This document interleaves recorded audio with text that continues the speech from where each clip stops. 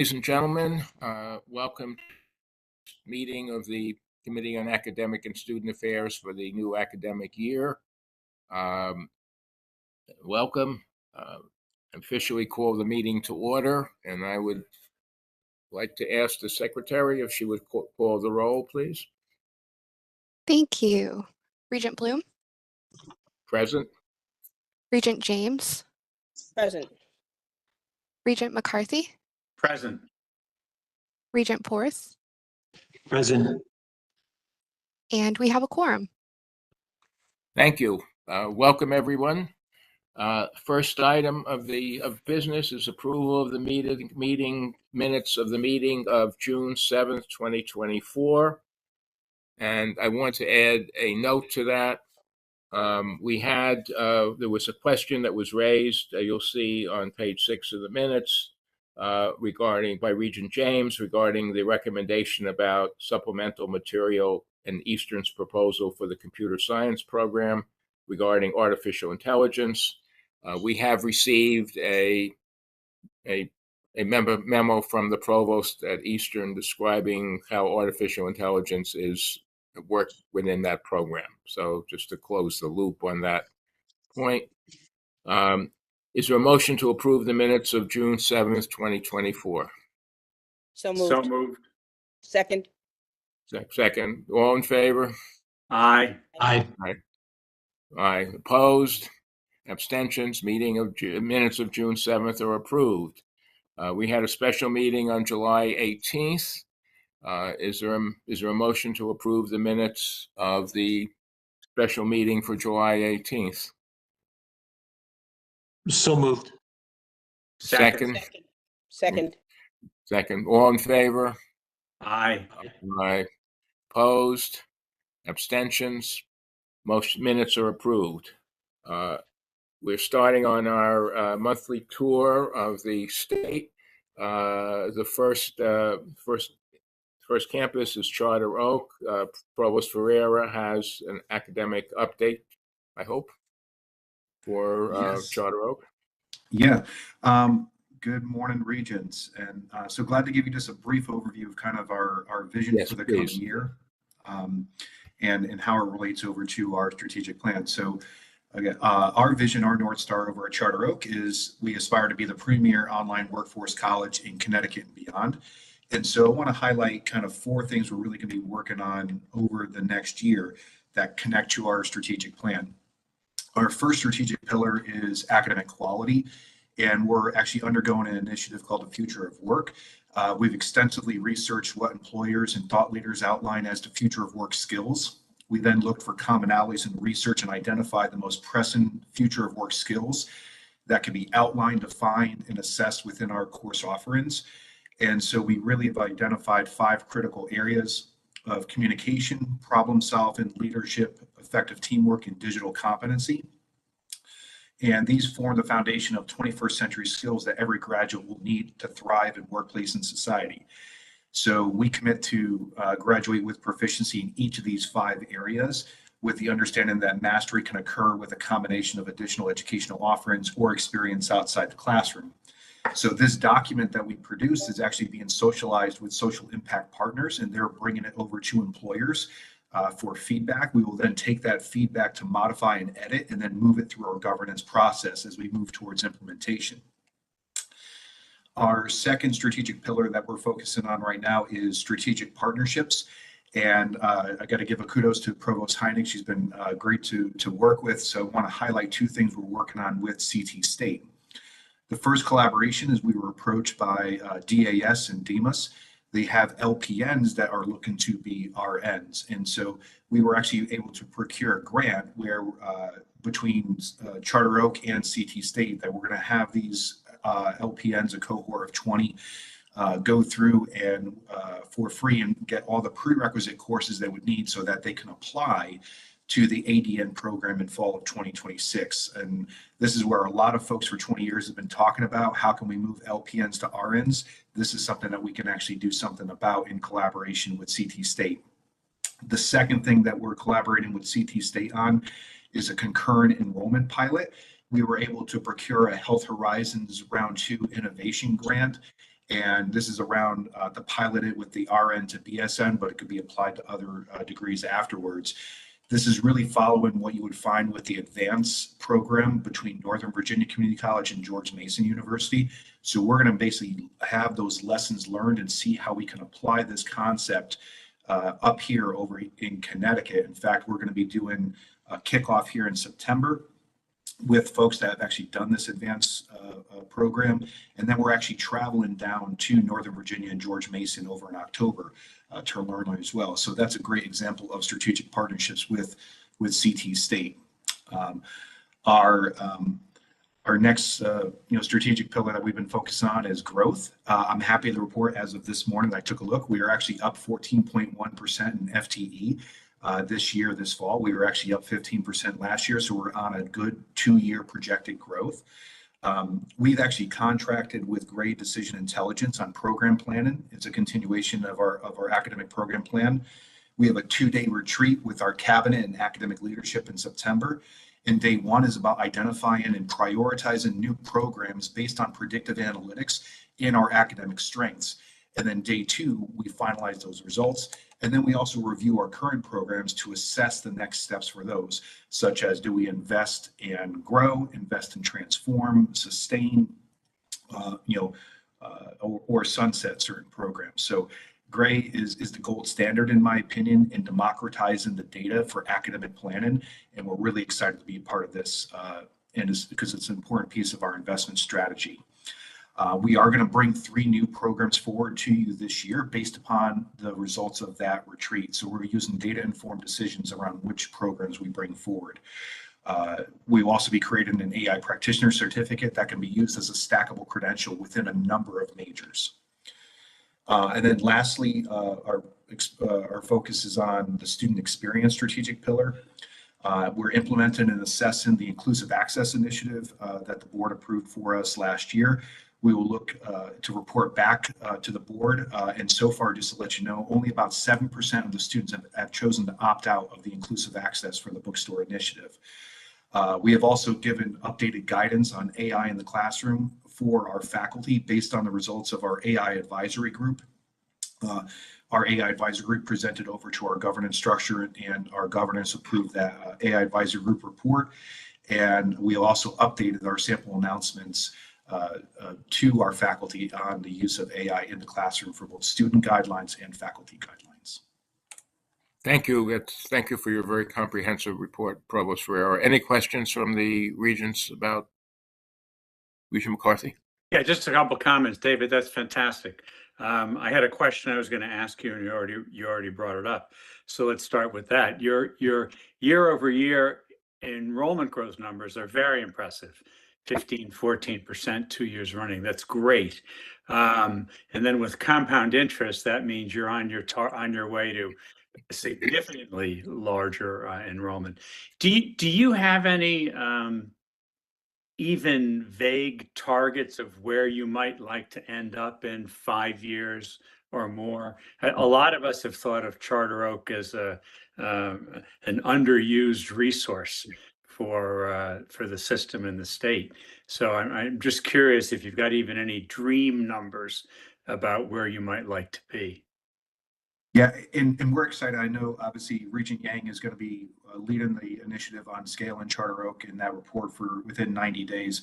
I do believe that we do have great potential. There are areas that it's funny, like even though we're up like 14.1%, I'm like, here's an area where I'm concerned about. Like it's where we want to always make sure we do better. I think I did benchmark. I benchmarked, for example, University of Maryland Global Campus, and I basically proportionalized it to our region of Connecticut and our size of our market. Obviously, we're not as large as the Delmarva area for population, but if we, size it to that, proportionalize it to that area, my head count, I think, could be in our full maturity. The number I came up with was 15,880 head count and about 10,200 FTE. So I think that we do have potential to actually get to be that large over a period of time. Within the next 5 years, maybe not, but I think at full maturity, we probably could be at that size. I think there are areas where if we can't get in, certainly with the military population, with some corporate partnership initiatives, obviously our strategic partnerships with CT State, we do know that about between 20 and 30% do take the majority of their classes online. If we could be a preferred transfer destination across majors for that with CT State, we can continue to grow that pipeline. I do think that within the next, 3 to 5 years, our goal is to get from like 3,000, 5,000, 7,500, 10,000, and then eventually at full maturity around that 15 to 20,000 range. And David, that's great. Those are the kind of ballpark numbers I really like seeing. One other thing, you've picked a great example of nursing programs.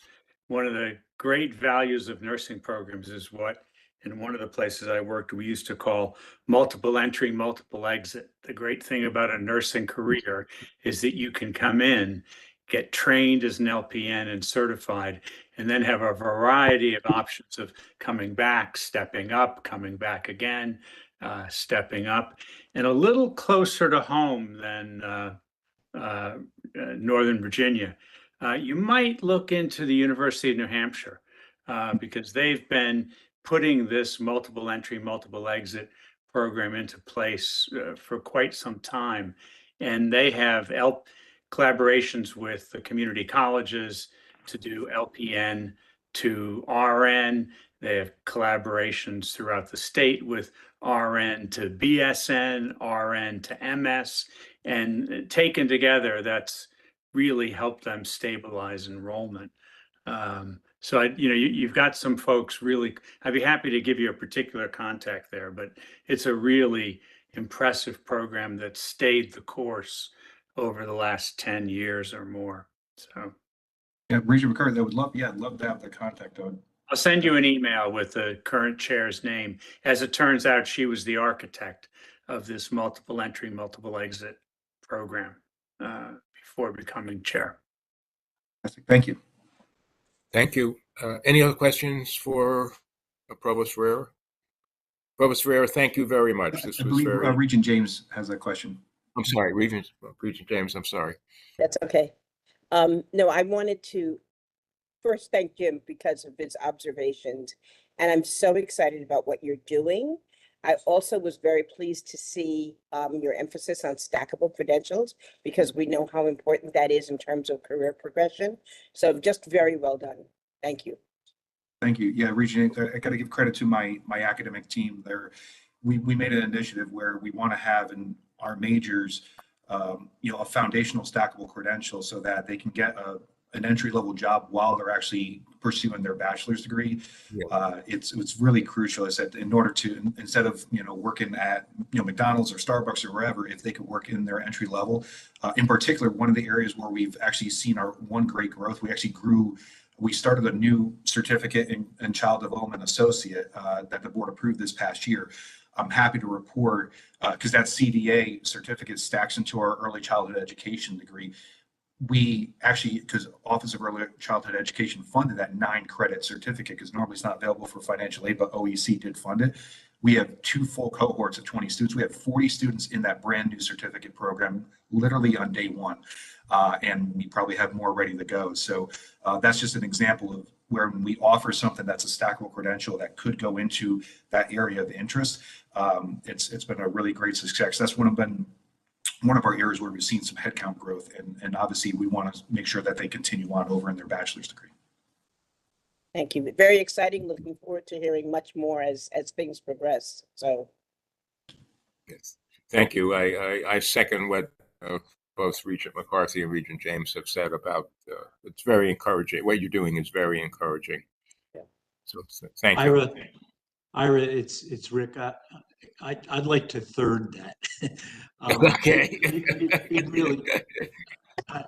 It really is exciting what Charter Oak is doing at this point, and in particular, the idea of stackable credentials or credits, and being able to translate that into more education within our system while equipping our students to be working and earning good pay.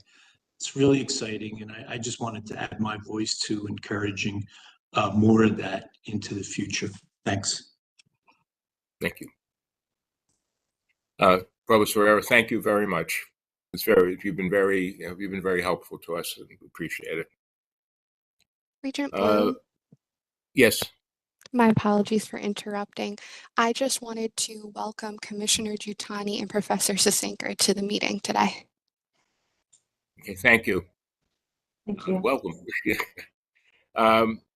Next, our next stop on our journey is Southern Connecticut. Is Provost Irwin with us? Joy Irwin. I am.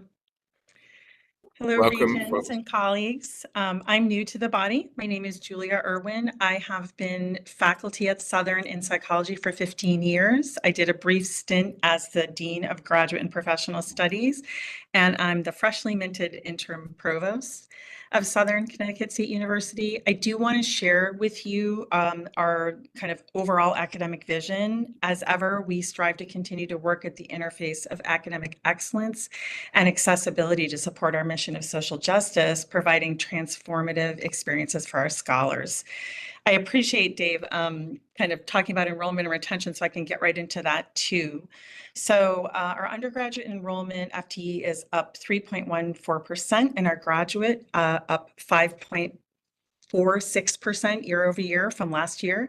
And our retention levels for undergraduate are 78.36%, both for initial interning students, full-time students, and for transfers, and graduate, it's at 77.84%. We're also growing our early college or concurrent enrollment and pilot programming to encourage enrollment, such as this semester we did a Flex Start to encourage enrollment for students that have been accepted but not yet registered by the end of the semester, were kind of on the fence. That Flex Start will allow for them to start as a cohort 2 weeks into the semester. Not joining 2 weeks into the semester, but a course that actually begins 2 weeks into the semester. I'd like to give one example, a positive example of our mission in action. And actually, I'm going to talk about Dr. Vince Breslin, but he is on the call. So if you have questions, he might have more detail. So we, as you know, have a system-wide LSAMP grant in collaboration with the other CSUs. So thank you all for collaborating with us on this important initiative. And Dr. Breslin from our EGMS department, Environment, Geography, and Marine Sciences, brought our LSAMP scholars out to Outer Island for a visit. And Outer Island is this incredible, beautiful Thimble Island that we have access to, but it's also a place of data collection. So whether it be marine science or coastal resilience or water quality. So this is the kind of thing that I think students may not have had access to in the past. One goal moving forward is the infusion of AI and extended reality to our campus and curriculum under the leadership of Dr. Colleen Bielitz, our AVP. She has developed an immersive and extended reality project, so it's IMXR, and in collaboration with Amy Fest, who runs our OWL, Office of Workforce and Lifelong Learning, department program. They will host an XR workshop in October with a focus on how XR can support employee training, compliance, and certification for the workforce. And to give you some concrete sense of what this means, this kind of thing can be used as being used by our faculty for nursing simulation training, for even interview simulation, right? So you can kind of get in there and see, for example, a trip around the brain. The brain is what I study in virtual reality before you actually would do some surgeries, for example. Dr. Bielitz and Fest are working with Provost Ferreira, who just talked about exciting initiatives to obtain funding to provide training in AI literacy essentials, including access to AI for diverse learners, development of a skilled workforce, which is critical. And all of this filters out to our faculty and students. OWL has been using a pretty exciting model whereby when they contract with some agency, that agency will often both put student learners into our programs, but also provide scholarships so that our students can get these credentials for free. So one example would be a set of computer science programming courses, so Python, Amazon Web Services. So individuals who want to learn about that can come into the workforce and lifelong learning programming, but our students can also concurrently for free get these credentials. I'd like to provide a really positive update that happened before my tenure, but there is a program that had been approved by the BOR, which is our Doctorate of Business Administration. 18 enrolled students just locally already, which is quite large for a doctoral program, and 15 applications in the queue for a spring start. And this is before the international students have actually even been recruited. So this is just kind of local, and we expect much more growth.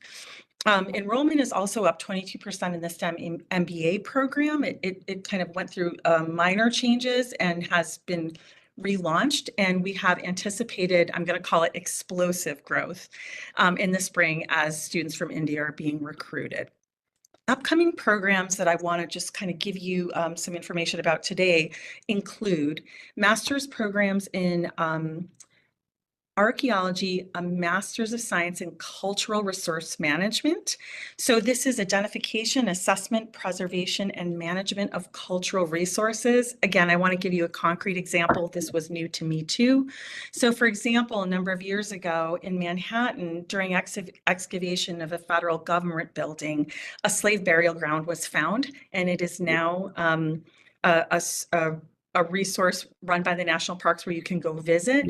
In a more pragmatic way, federal laws require a CRM survey, and there are very few CRM master's level programs available. So this will fill an external need for master's level professionals to comply with federal statutes. And we have a number of private and public partners that have expressed both an interest and a need for this program. So one example is the CEO of Heritage, and the other is the National Park Service. I want to also mention that I think AI and advanced techniques can be used in this area, such as, like, let's say drone activity or big data analysis to see what would be the best place to dig. The next program is a Master's of Science in UX UI, which is User Experience User Interface. This comes from our department, Art and Design. And this is, I think, best described as the crossover between human factors, user experience, art, and design. So it's a growing area of interest and need, and in digital experience and also physical experience. Jobs in UX UI designer architects are blossoming with a need for entry-level experts. And I can say also, in my short time in this role, graphic design programming has been really popular with undergrads. So I think we have a real pathway to graduate programming. It's one of the most popular and requested courses for students coming in. And as we kind of become fully digital, this kind of user experience, user design is going to become kind of a part of what we do every day. And then the last program I'd like to talk about is a Master's of Science in Data Analytics, which comes from our business department, but it is in collaboration with Arts and Sciences, which includes computer science and math. So this is a program that, a degree that will allow learners to look at things like target markets for financial decision making using, for example, Bloomberg data, interpretation of big data to minimize risk, and it also can be used for potential applications for HR. So this allows for kind of more informed, data-driven decision making. The way that this collaborates with arts and sciences is with a capstone experience, again, with math and computer science. So this might include programming in Python or R. It might include software solutions or cybersecurity, but each student can kind of grab a set of foci for this this capstone experience, and then they will work with an actual business to do a capstone project. So I think it pulls both more traditional data science and then the prognostication and use of big data for data analytics. So that's I hope it was 5 minutes. That's my initial 5 minutes. That was very good. Thank you. That was very informative. Before we're going to go momentarily to your program proposals, but any questions from the regents on the introductory comments by the provost? Okay. I gather the students will have access. I'm sorry. Yes, I'm sorry. I realize you can't see the raised hands on the screen right now. I So can't seem to see the raised hands. I don't know why, but I apologize. that's Wave. okay. I uh, thank you. um I don't know uh, why I don't see but okay, that's the uh, Regent welcome, James. Provost. Yeah, thank you. Welcome, Provost Irwin. I think this is very exciting to hear the numbers and the progression, both in terms of your enrollment and retention statistics trending in the right direction. I wanted to make just a side comment about the new program in archaeology, Masters in Archaeology and Cultural. I can't remember the full name of the program, but um, I remember many years ago at Pitney Bowes when I was working there, we had a group called social anthropologists that studied the design and the use of how we would develop our systems, not only our systems, but our products, so that we would increase usability. And so the fact that we are doing this, and I can think of the commercial example, is Amazon.com. They set the bar for usability and user experience and completely transformed the digital online shopping. So see some incredibly practical applications to this, and very excited to hear about it. Thank you. Thank you, Regent James. I appreciate it. Yeah, my wife's offices are in the area where the federal buildings are, downtown Manhattan, and I remember when the African burial, when all of this was, and there's been an increasing emphasis on, as you said, on uh, cultural anthropology uh, and the requirements for which I think many people are not even aware of. So I think this is a very very encouraging. Do the students, going back to another comment, do the students have access to Bloomberg terminals on the campus? Yes, they do. It's part of our business school. So we have a number of terminals. I'm going to give you the number 7, but I'm not certain that's right. My memory is that it's 7 terminals. So that is something that's we have on campus. Well, the number isn't important. I mean, the exact number is not the question. You know, as long as it's there, that's what. Your first item is the discontinuation of the postmaster's certificate in clinical mental health. There's a teach out strategy is that progressing on schedule? The teach out schedule? Yes. Okay. Um, any comment on the postmaster certificate discontinuation from any of the other regions? Motion to approve the discontinuation of the clinical mental health counseling postmaster certificate as presented. So moved. Second. Second. All in favor? Aye. Aye. Opposed? Abstentions? Approved for recommendation to the board. Full board. Environmental Studies, Master of Science. And I gather we had the Coastal Resilience Program approved. So this is part of the overall package, I gather, Provost Irwin, that goes with the coastal risk. If it is allowed, I'd like to have Dr. Breslin just answer any Sure, questions absolutely. specific because it's his area. Okay. If you don't mind, I would take the reins here as I'm the program coordinator. Hi all, I am Dr. Mariah Russo Kelly. And yes, this is part Welcome, of Dr. Kelly. Thank you. This is part of our plan to phase out the environmental studies program, which we're currently teaching out, and phase in the coastal resilience masters that was approved last spring. And we are very much on track with the plans to phase out and phase in both programs. Okay. How many students, if I may, do you expect to have in the, how many students were in the Environmental Studies Master of Science that we're phasing out? Currently, I think we have remaining about 6 students, and we already have about 5 students who we expect to apply for the new program, and we have a marketing plan for recruitment this year for the fall 2025 semester. Thank you. Questions from any of the regents? Regent James, I can see your hand now. This works. Again, a comment. The overall presentations around the program modifications and discontinuations, I think reflect such an academic discipline and a thoughtfulness. Because when we start these programs, we always start them with tremendous enthusiasm and for, acceptance and relevance. And I think it takes a tremendous amount of reflection and discipline to examine and admit when something isn't going as planned, and then to take the initiative to make the necessary modifications in participation of what would be more successful.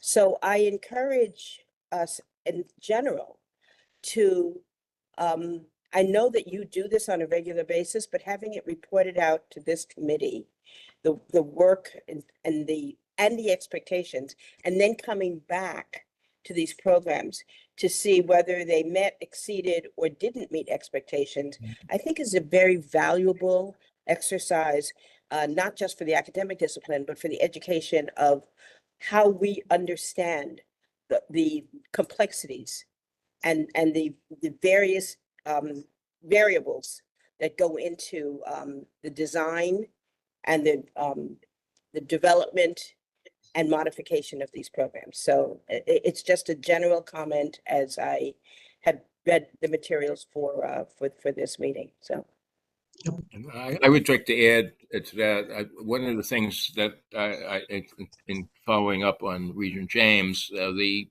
paragraph on page 16 or page 3 of your proposals on lessons learned from I thought was very valuable, because we are looking for lessons learned, obviously, as we go through this, as Regent James said.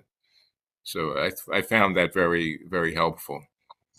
The program evaluator in me couldn't help but understand, what we could do to improve for the Coastal Resilience Program.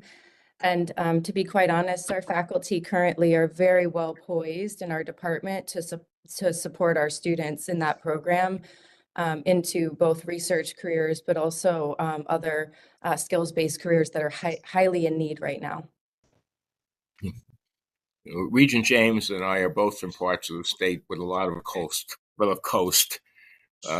So coastal resilience is somewhat important in these parts. Any other comment on this discontinuation?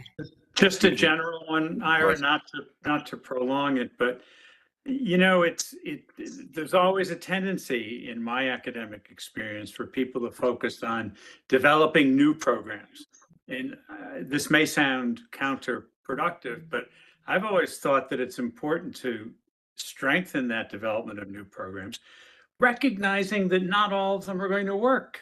And the day's going to come sometime sooner than later when some of those have to be changed and some of those have to be phased out. And I want to just say, we realize clearly that success does not mean the continuation of every new program you start. Success means the constant adaptation, continuous adaptation. So I really appreciate the thoughtfulness that you're displaying in this very dynamic system, and want to give you kudos for that, because that's what generates long-term strength, willingness to take risks, willingness to acknowledge that something isn't working, and moving forward. And it's great that you're doing all this. And coastal sign, a lot of us are in the same position. The coast is a couple of minutes walk from our property. We are very concerned about coastal resilience. We'd like the property to stay there for a little bit longer. Okay. Approval of the discontinuation. Motion to approve the discontinuation of the Master of Science in Environmental Studies. So moved. Second. Second. All in favor? Aye. Aye. Opposed? Abstentions? No, approved for forwarding to the board. The next item is a modification in the Clinical Mental Health Master of Science program, change in modality. Provost Irwin? Yes, so this is to bring this program in line with other similar clinical programs whereby there is a hybrid model rather than just an on-ground model. I think just in general, some of the kind of initial required courses do not require one to be face-to-face. Obviously, for clinical programs, some of those courses are required to do so. And so it's essentially just to bring in line with other programming to allow for hybridization.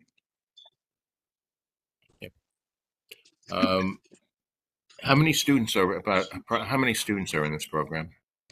The total? I'm sorry, I don't have the number, but I can provide. Okay. I appreciate that. Any questions or comments from the region? I'm sorry. Questions or comments from the regents? Oh, All in excuse me. favor? I'm sorry, Regent James. So Just one the question. Dean of Education is on the line and he may have more information, Dr. Trombley, about the number of students in this program. Thanks, Dean Irwin. At present, I believe there's about 75 students in the program, in the master's program. Okay, thank you. You're welcome. My question Regent is, my question is about the additional effort required on the part of the faculty to develop these hybrid models, because I think this is the direction the world is going in, but I understand that there are some implications in terms of the process and the to develop dual modalities. So can you speak a little bit about that? Sure. Well, I'll tell you, the College of Education, of which I've only been interim dean for 2 weeks today, but the College of Education under former Dean Hegedus's leadership over for the last several years has been working department by department, program by program to move in this direction. And I'll tell you, when I got here as a faculty member 6 years ago, pre-COVID, and I'm in educational leadership and policy studies, our students were not interested in having online programs at all, at least in our department. And then COVID required that we have online instruction. And then when we came back from COVID, we sort of strategically asked our students, okay, now how do you feel? Do you want to maintain entirely online? And, the answer was uniformly no. They appreciated, our graduate students in educational leadership appreciated the convenience that online instruction provided, but they didn't want to forego the in-person opportunity. And so our department did that for both of our programs, our 6-year program and the Ed Leadership program, and the other 4 departments in the college. Well, I'm sorry, one of the departments is entirely online, but the other 3 departments, program by program, worked through bringing their programs to hybrid as they were ready to do it. As you say, it's the way things are going. But I think, the administrators and the faculty didn't want to rush into anything unless we could do it with quality. And so I'll tell you what, one of the faculty members in this particular program has a lot of training in online instruction. I think she was sort of an early adopter. And so she's been working with her colleagues in this program to prepare this program for a hybrid model. So it's not that we're making haste to do something less than well than we could. I think we've been very sort of thoughtful about taking our time to only bring into hybridization those programs that were ready to do it. So I would echo Regent Bloom's earlier advice in terms of sharing the lessons learned as you go through this process, and hopefully sharing them across the system with your colleagues, so that as we move in this direction in various departments, we build on the learnings of previous experience, as opposed to each group having to rediscover for themselves, all of the bumps in the road. Absolutely. Thank you. Thank you. Any other questions questions or comments on this item? All those in favor of the approving the modification of the clinical mental health counseling Master of Science program? Aye. Aye. Opposed? Abstentions? Motion is carried. Exercise and sports science modification of CIP. Provost Irwin, you're doing well. Please continue. Thank you. It's my first time. So this is a request for a SIP code change because the description of the program is not exactly as the SIP code description is not quite right. So the current SIP code has some description of what is currently being done, but it has a focus on rehabilitative therapies, diagnostic and rehabilitative methods, and related analytical methods. And that's not a focus of the current program. So the request is for both the undergraduate and the graduate programs to change the SIP code to more reflect the scientific study of physiological processes, sensory motor interactions, mechanics, and the effects of disabilities and disease. Thank you. Questions or comments from the regents on this item? Again, about how many students are in this program, Provost Irwin? I don't want to put you on the spot again. Yes, but, so I am now learning that is something I should have prepared. I don't have it. I sent a text to the dean, but I don't have it with me, but I certainly will pass that along for the good of the body. Thank you. The other question I had, we had approved, as I'm sure you know, the recreational therapy program in June. Are these connected in any way? So the occupational therapy? The recreational therapy. The recreational therapy. So each of these programs in the College of Health and Human Services has substantial kind of overlap in terms of interest, but they often have more specific foci in terms of populations, for example. So this program that we're talking about today would be more in line with the new CHAMP Center, which is kind of measuring physiology, both for research and for performance purposes. My understanding of the recreation therapy program is that is actually a more applied in our workforce program, whereby therapeutic programs are created in institutional settings. And that program is actually provides a certification in recreation therapy that allows for practitioners. So just very quickly, we now have a new accelerated pathway undergraduate psychology 4+1 with recreation therapy to staff need for, let's say, therapeutic settings, for psychiatric settings, for programming. I hope that answered your question. Yes, thank you. If there are no other questions, motion to approve the change in CIP code for this program? So moved. Second. Second. All those in favor? Aye. Aye. Opposed? Abstentions? Motion is carried. You have one below threshold item regarding the modification in the Master of Nursing Nurse Practitioner to add a course, an introduction to diagnostic testing. I don't know if you have any. It's below threshold. It doesn't. But if you have anything you want to add about that program, or not. I don't have anything additional. Okay, thank you. Diagnostic. In my advanced age, the diagnostic testing for various things, we get more and more involved in it. So appreciate the change here. Okay, so the below threshold does not require approval, but it's just for comment. Provost Irwin, can I thank you for? I think you have, unless you have a concluding comment. I think we appreciate your participation and your contribution here. I just like to thank the body for their patience with me as I kind of gear up on figuring out the process. Thank you. It takes some time. I mean, having gone through this kind of thing in a former life, I appreciate the fact that it doesn't happen overnight. But you've done very well here. So thank you. Okay, we're continuing on our travels around the state now. Eastern Connecticut State University. Dr. Pauly, are you with us? Yes. I don't have a full screen, that's why thank you. Very good. I had some slides, but I'm happy to forego them. I will note that I'm in a very similar position to Interim Provost Irwin, so I will prospectively thank the regents for their patience as I also figure this out. So at this time, I'm not seeing any dramatic changes to our major programs coming up in the next year.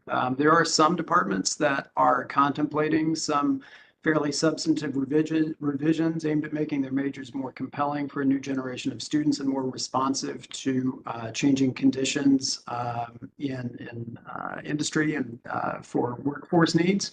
But I would say those discussions are still in fairly preliminary stages, so I think it's too soon to project the form those revisions might ultimately take. I would also note that several departments are working to finalize some smaller adjustments to their curricula that they began last year, and I expect that those revisions will generally end up as below threshold changes, so most of them probably aren't going to require any action by this committee. So for that reason, I wanted to point out what I see as kind of a common theme in many of these smaller curricular revisions, and that is that many departments are aiming at embedding questions of professional development and career readiness into their major curricula rather than treating those questions as purely co-curricular concerns. While many of our students pursue majors that present easily recognizable points of entry to careers, we also have a lot of students majoring in fields where the pathway to a career is less obvious and more varied. Now, we know that these students are well prepared for successful and rewarding careers, not in spite of their liberal arts majors, but because of them. And we want to make sure that the students know it too. So in recent years, several departments have developed courses explicitly aimed at helping students to reflect on the variety of skills and talents that their majors allow them to cultivate, and also to devote time and attention to understanding and articulating how and why those skills translate from the world of academics to the world of work. Now, this isn't a universal approach because different departments have different ways of helping students think about how their studies prepare them for a career. But it has been a recognizable trend across our university as faculty in different departments observe and discuss the models that their colleagues in other departments have developed. And I think it's a trend that speaks to our faculty's desire to help students see that there doesn't have to be a conflict between pursuing a course of study that speaks to their genuine interests and curiosity on the one hand, and also positioning themselves for success in a rewarding career on the other. So as I say, while I expect the changes in our major curricula will be small enough not to require action by this committee, I still think they represent an important continuation and refinement of a trend that's been underway for several years as we've made employability an institutional focus. Really, the big academic story this year at Eastern, I would say, is the launch of a new iteration of our liberal arts core, our general education curriculum. This fall, all of our incoming students, both first years and transfers, are entering into a curriculum that involves several years of planning and development by our faculty. We, of course, maintain our commitment to having students engage with a range of disciplines in the arts, humanities, social sciences, natural sciences, and mathematics. But we've focused attention on the underlying skills and habits of mind that coursework across those fields help students to develop. So this process began with a committee of faculty charged with identifying the core intellectual traits that a liberal education is supposed to foster. How do we recognize a liberally educated person when we see one? So ultimately, after much discussion, lots of campus feedback, we settled on just 5 core learning outcomes, which we adopted several years ago now: communication, creativity, critical thinking, ethical reasoning, and quantitative literacy. And I'll say that it's more than just a happy coincidence that those 5 learning outcomes align really well with the list of traits that employers routinely say they prize most highly in their prospective employees. As we see it, if we can help students cultivate these skills, then we will have prepared them to succeed not just next year, but 30 years from now when they find themselves in careers that neither they nor we can imagine today because they just don't exist yet. So in our new core, disciplinary breadth isn't simply an end in and of itself. It's the means by which students reflect on how they're learning to think. So for example, a biology course on ecology and the environment and a business course on globalization are each intriguing on their own disciplinary merits, I think. But they also both help students to hone their quantitative literacy. and an English course on poetry, and an environmental earth science course on environmental geography, both in different ways help students develop their critical thinking skills. And one of my particular favorites this semester is that a music course called Music on Your Laptop and Introduction to Computer Science are both courses in creativity. In addition to these disciplinary perspectives courses, as we call them, students in our core take 3 interdisciplinary seminars spread over their time at Eastern, because we don't want students to see the core simply as something to race through in their first couple of years as they get to their major course of study. Rather, we want this core to present an opportunity for students to engage with ideas they might not otherwise encounter, and to keep connecting with students from other majors, with other perspectives, as they make their way through their studies and grow more advanced and more proficient in their own areas of specialization. It's only the first year of this curriculum, so our emphasis this year is on our 100 level seminars for first year students. We've got a really rich slate of offerings. Just to name 3, we've got political disinformation and new media, urban legends, and science versus pseudoscience. I actually, as I was looking at the list of first year seminars, I kind of want to take all of them. But I'm not currently enrolled at Eastern. I will note that in the design and implementation of this curriculum, we were thinking about transfer students from the outset. We wanted our core to provide a distinctive experience for our students, but we did not want to create barriers for students who had started their education at a different college or university. So we were speaking with a consultant very early on in this process, and he encouraged us to design the curriculum that we would want a student to experience over the course of 4 years. That is never to compromise our vision of a liberal arts core as an essential complement to a major course of study, but he urged us to be flexible and generous then in accommodating the transfer students who came to us. So from the very beginning, we built in provisions for students transferring with varying number of credits to ensure that they have a path for timely graduation, while also ensuring that they experience some of what we think is most distinctive about our curriculum. We expect to be able to offer a smooth transfer experience, both for students moving within the CSCU system and for students coming to Eastern from elsewhere. I'll just say our faculty have put a tremendous amount of work into developing all of these courses. And one thing I think is really interesting is that the nature of this curriculum challenges everyone to think differently about it, what it means to teach in a discipline for an audience of non-majors. We know that students develop, specific area expertise in their majors. What we want to ensure is that they're also, in some measure, becoming generalists outside their areas of specialization, because we think that's what's going to prepare them for the future to come.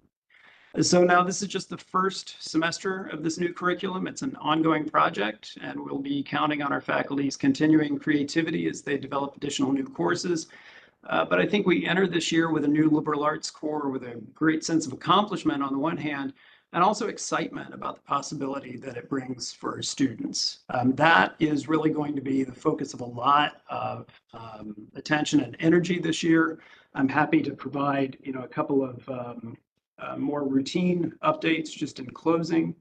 Our total undergraduate FTE is up 2.3% this year. From last year, the first year class is up about 32%, I believe. So we're really pleased at that. Our graduate FTE is up 22.2% year over year, and that's in large part to our online master's programs that we've 4 online master's programs that we've developed on a 7-week calendar. Other big news here at Eastern is that we've welcomed the first full cohort of our nursing major, our BS in nursing.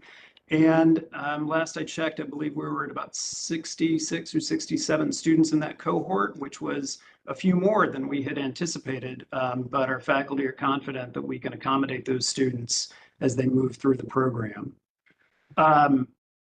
And I'll more or less stop there. I would just say the other thing I would note is that there are a number of activities around faculty development and working on teaching.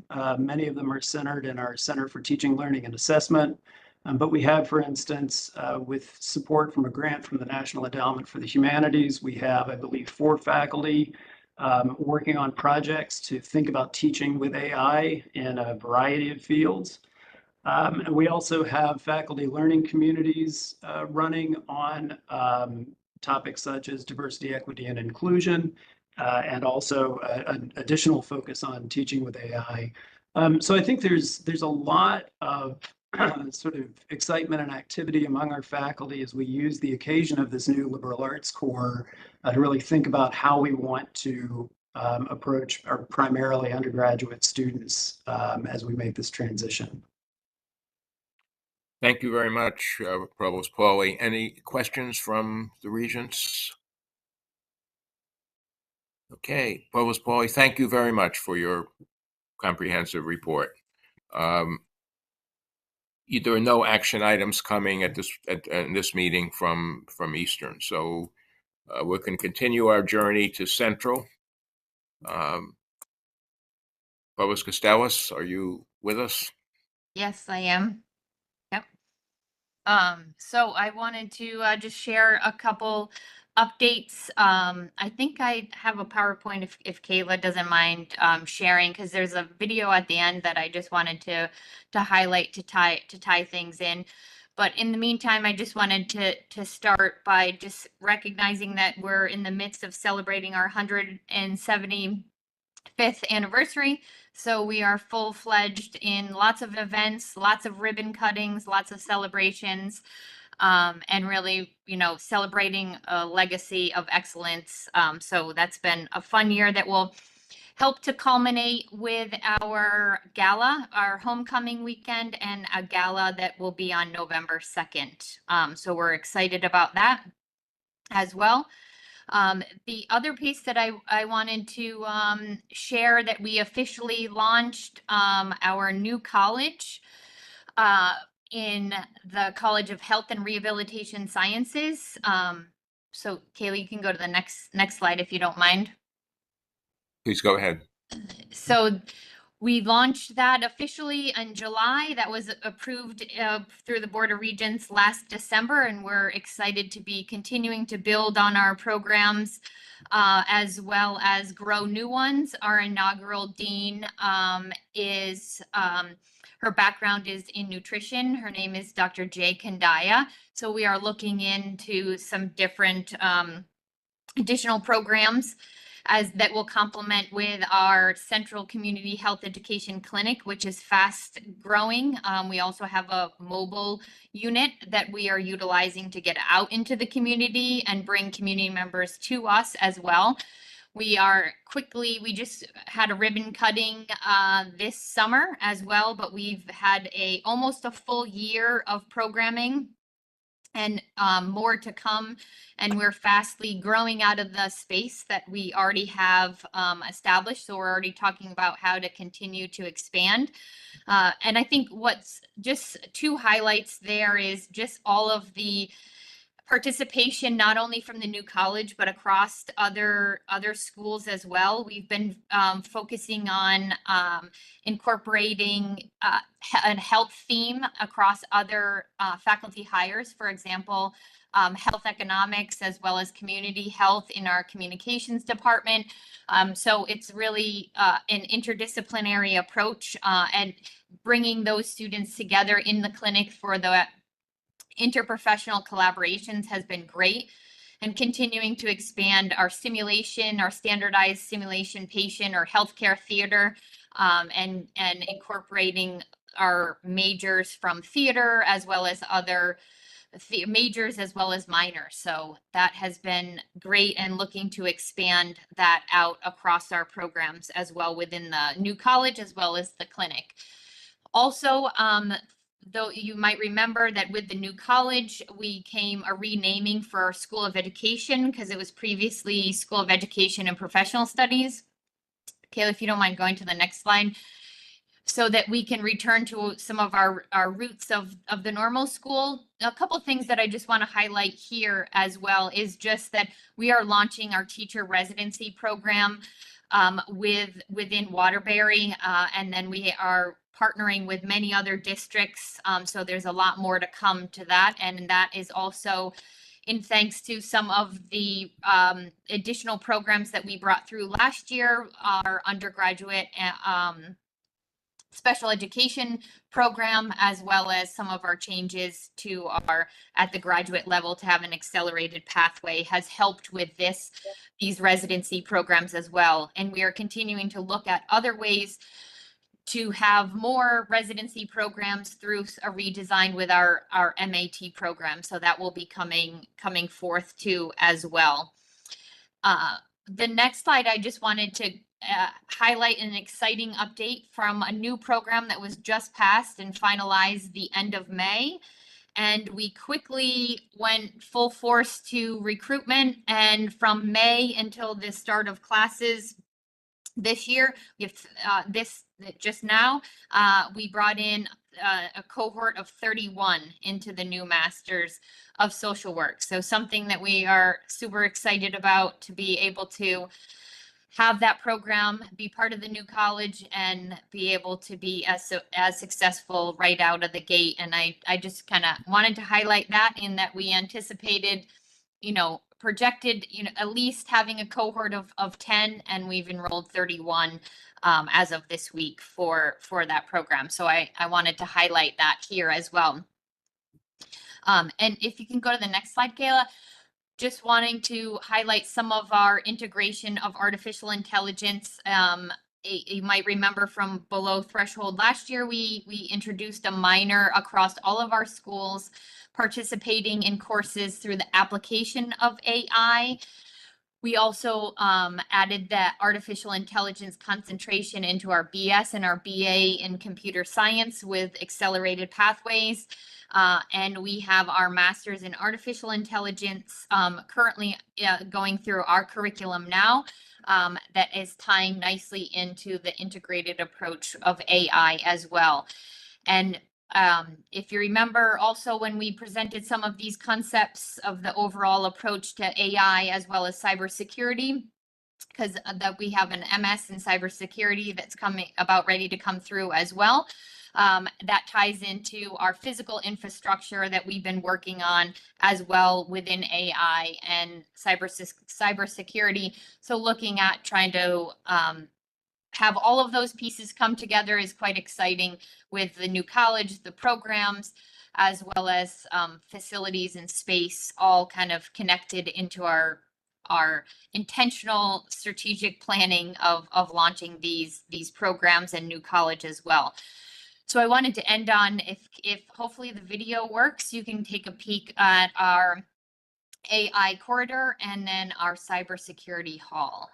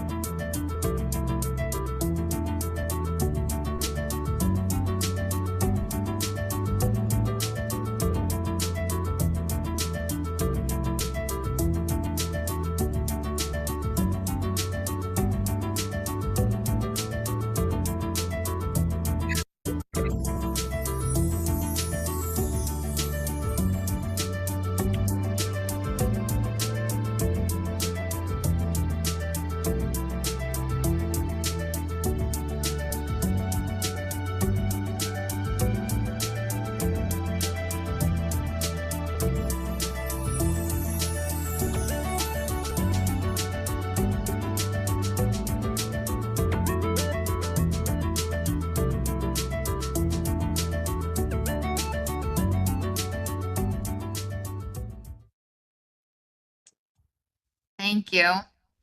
So hopefully I wanted to share the pieces that we've been working on over the last couple of years have sort of finally all kind of coming together, and a lot of the planning and hiring that we've been doing over the last couple of years with the focus in AI, as well as even strategically, again, not to repeat myself, but within a health focus, and some of the same things we're doing as we're moving forward with looking at expanding and rebranding our international education to more global and interdisciplinary education. So that's coming forward as well. But it's nice to see a lot of the aspects, within the faculty, within facilities, within planning and so forth, all kind of coming together to support these efforts and growth as well. So, and I'm happy to answer any questions. Thank you, Provost Costello. That was very interesting, and I think a very nice use of the graphics to take us on a tour of, including the dog, which, in fact, and the New York City Police Department is using now in certain situations to with dangerous when there are dangerous objects. So, questions from the regents? Okay. Provost Costello, thank you. This was very, very helpful and very illuminating. We appreciate it. Thanks so much. Okay. Dr. Hagedis, we're now taking our tour to the western part of the state. Thank Dr. you, Regent Hagedis, Bloom. Here. Thank you. Thank you, Regent Bloom. Welcome, Thank you, Dr. Regent. Hagedis. Thank you. Yes. Welcome. So I'm going to go over four main areas briefly. First is about our strategic plan, then how that's impacted our enrollments, a quick update on our NECHI work, and then our programs under development and plans for this year, which you requested. We have launched we're in the process of launching our strategic plan this month, Western Rising 2024-2030. Three main key priorities, which I just want to highlight. That the first one being about student success, pursuing academic excellence, improving enrollment, retention and completion. And I'm going to come back to retention and completion in a little while as it relates to our ongoing program reconfiguration. It's really important to have a comprehensive retention plan as well as recruitment. So that's embedded in our main priority. We want to keep our students and make sure their work leads to success. So that's part of our main first priority. The second one is on WestCon's inclusive and supportive community culture and in our local community and on our campus as well. And the third priority is sustainable financial stability through institutional efficiency and revenue enhancements, diversifying our revenue streams and focusing on particular areas to stabilize our finances. So those are the three priorities with specific goals underneath that. We'll be sharing a copy. I think the plan is at the printers, so that will be coming. That will be coming very soon.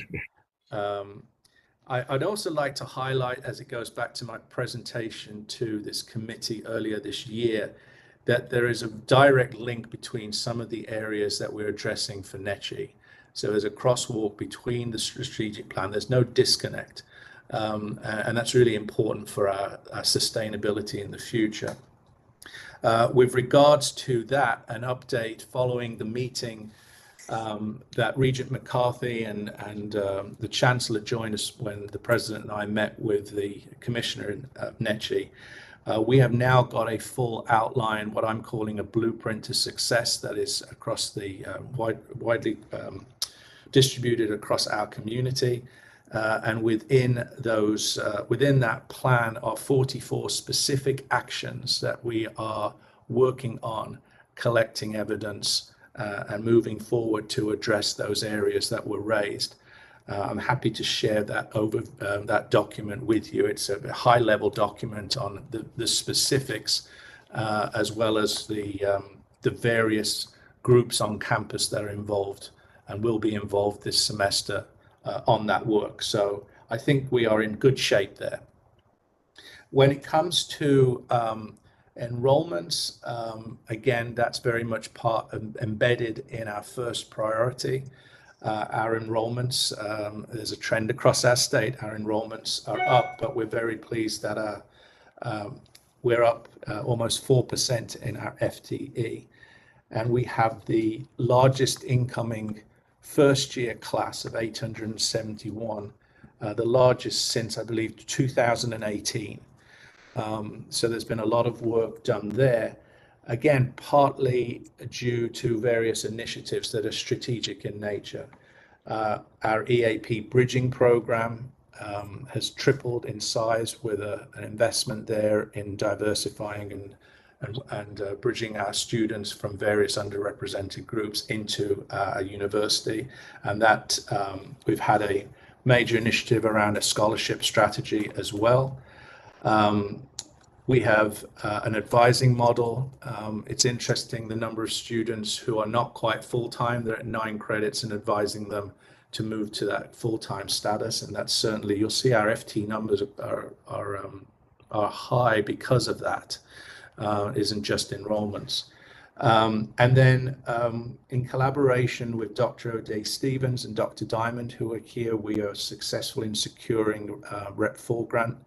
And that has led to a Revive and Thrive program for helping our students who are on academic suspension return and rebuild their success. So each of these has led in part to an increase. So we want to keep working on those initiatives that can help recruit, but also retain some of our students who may be struggling or need different kinds of preparation.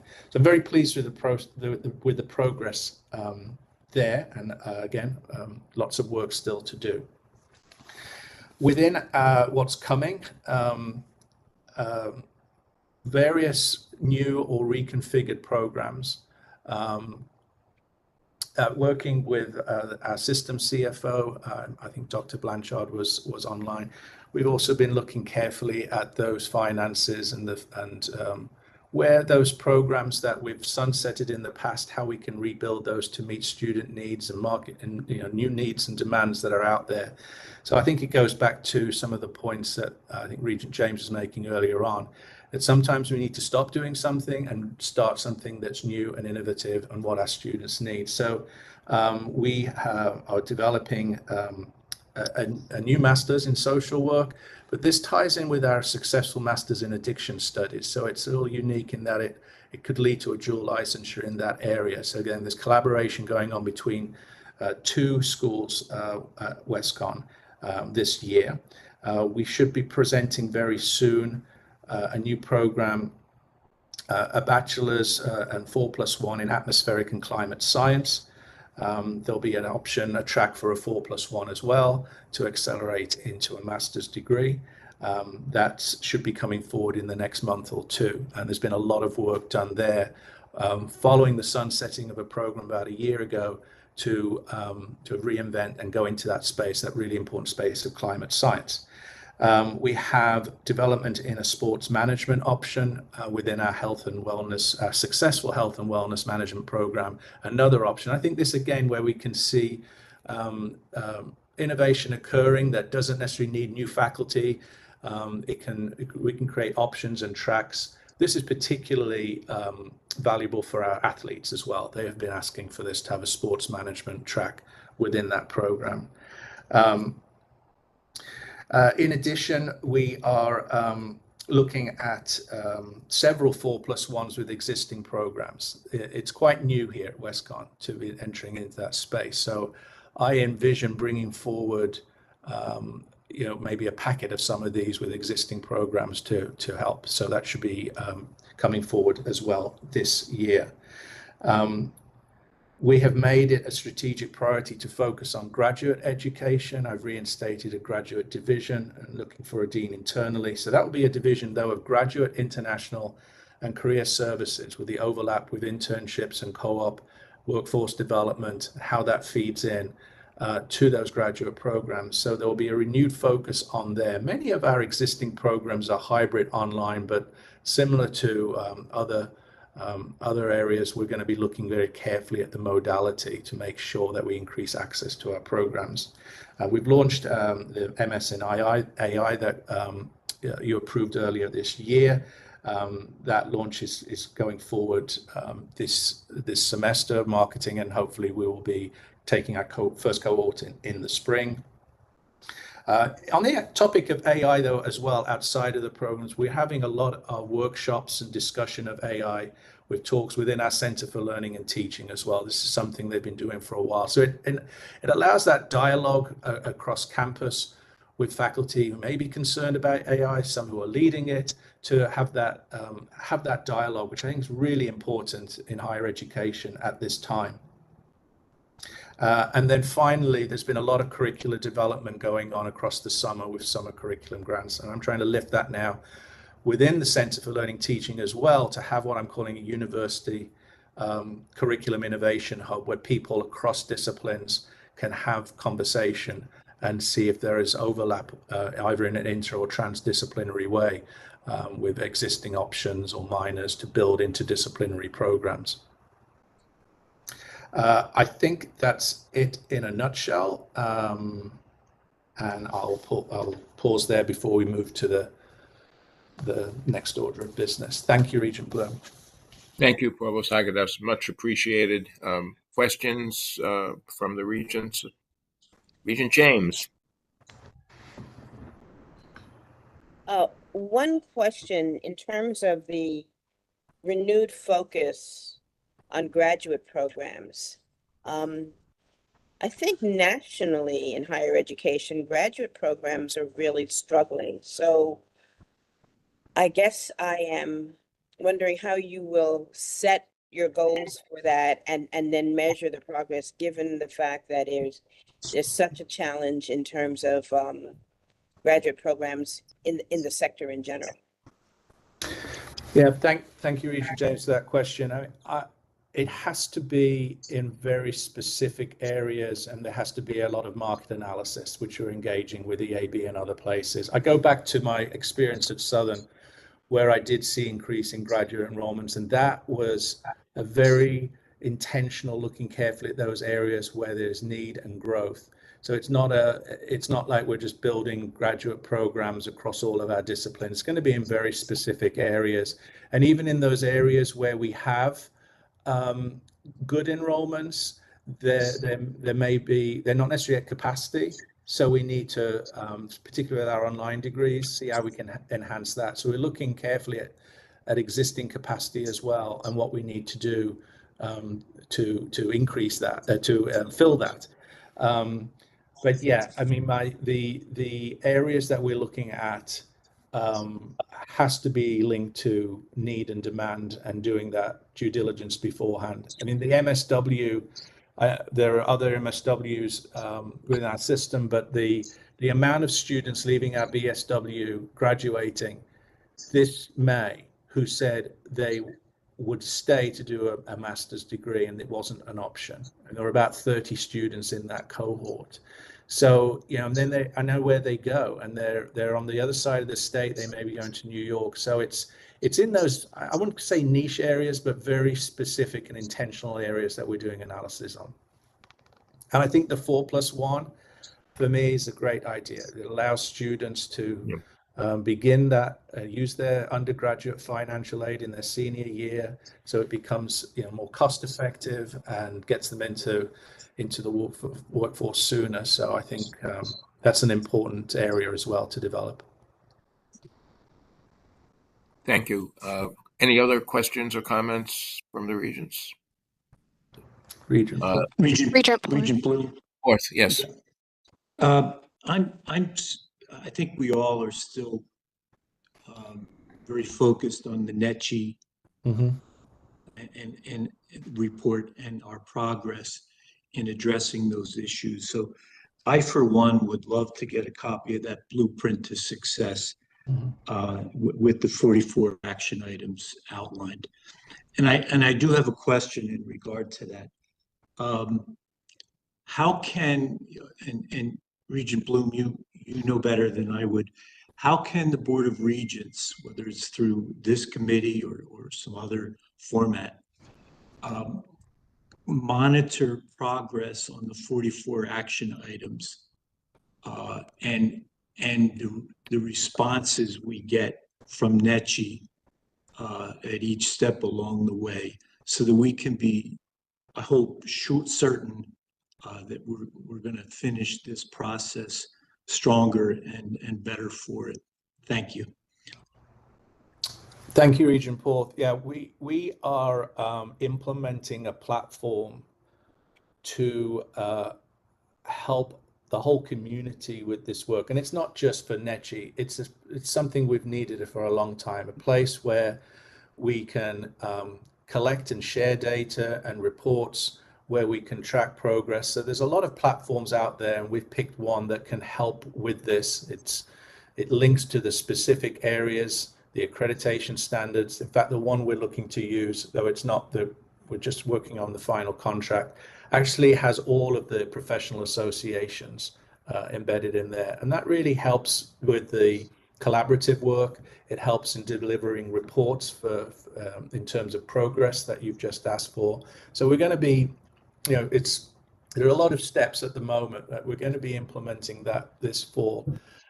So I'm happy to share that document and then a progress update when we implement this platform, because it isn't just it's internal as well as external, that people can understand their role and what they need to do within that broader scope of work. And I would end with saying that the work or the action items, some of them need to begin. They won't necessarily be completed in a year.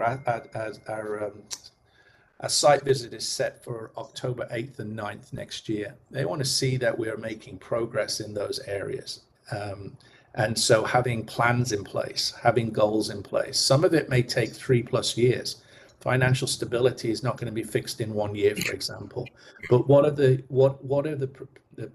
either policies, procedures, or plans that are in place, and how we've been making progress, I think is important to demonstrate. So some areas, I think we will be, there's actions that will be done, but some areas will need a longer term plan. I appreciate that. Thank you. A quick follow-up. Yeah, please. Comment. I'm sorry. Sure. Regent Porth, please.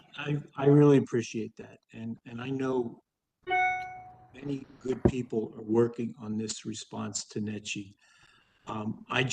I'd like to make sure that the Board of Regents has an opportunity throughout the process to see what's going on, and to be certain for ourselves that we're making the progress that will leave us in a better place, and that will pass muster with NECI. And I personally would prefer to do that steadily throughout the process and not have to wait for too long.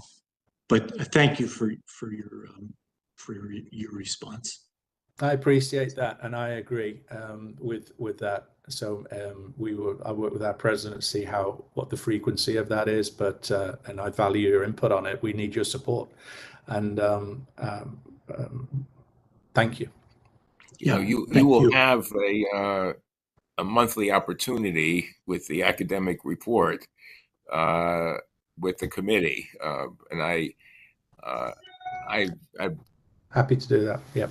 Having been involved in a number of middle states operations, our accrediting a little south of where this is crucial, as Regent Porth has. I assume you have, Provost Hagedis, you have a group on the campus that are looking at each of the comments about the standards, the individual. Yeah, we've done that. Yeah, we've processed that. That's part of the blueprint. Now we are in a position of, some of the work's already been going on since the visit, just in the past year. Parts of it are embedded in our strategic plan, and so that there's a focus there.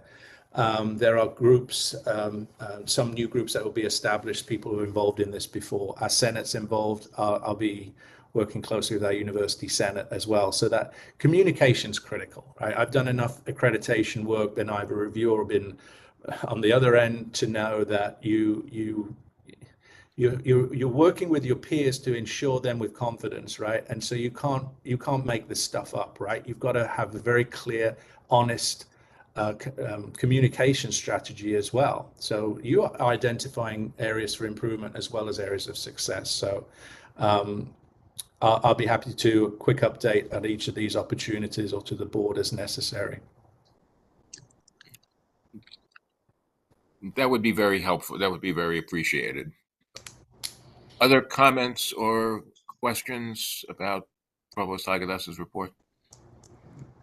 Committee Chair Okay, we Bloom, have, yes, if I may, it's please. Pam Helene. I'm going to I keep know, my I see. video off. I just want to bring you up to speed. I'm hoping I'm not speaking too much in advance.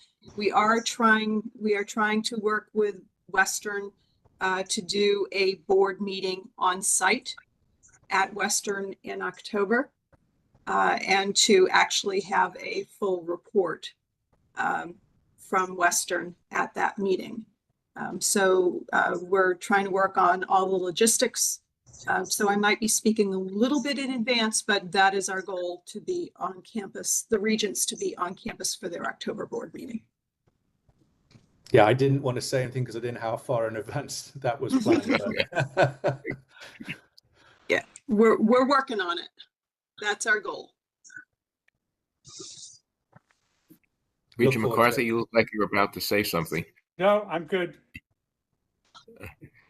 Any other, we have any other comments regarding Provost Hagedas's report? We have 3 below threshold items on the anthropology, sociology. I don't know, Provost Hagedas, they don't require formal approval, but if you have any comment that you want to make about them.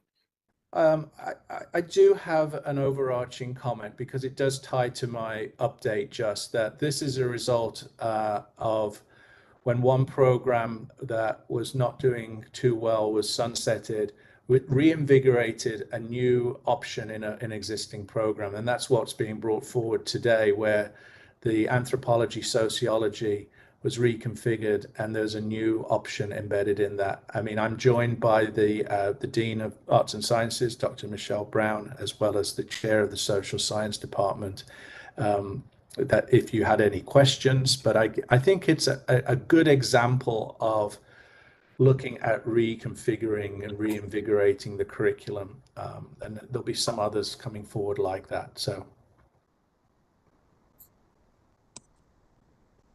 Any comments or questions? Regent Bloom, I just want to say I agree with that last statement. I think this is a good example of really hard work, rethinking how to use our resources to best effect for our students. So I want to say thank you for that. Yeah, the faculty have been working on this. Dr. Christine Hegel-Cantarella joins us now as chair. It's been going on for about a year, I think. A lot of work in there invested. Impressive. Provost Hagedas, thank you very much for very, very informative. Continue our journey now to Connecticut State. Provost Heineck, are you here? Yeah. Nice to see you, Chair Bloom. Welcome, Provost Heineck. Thank you. Well, welcome.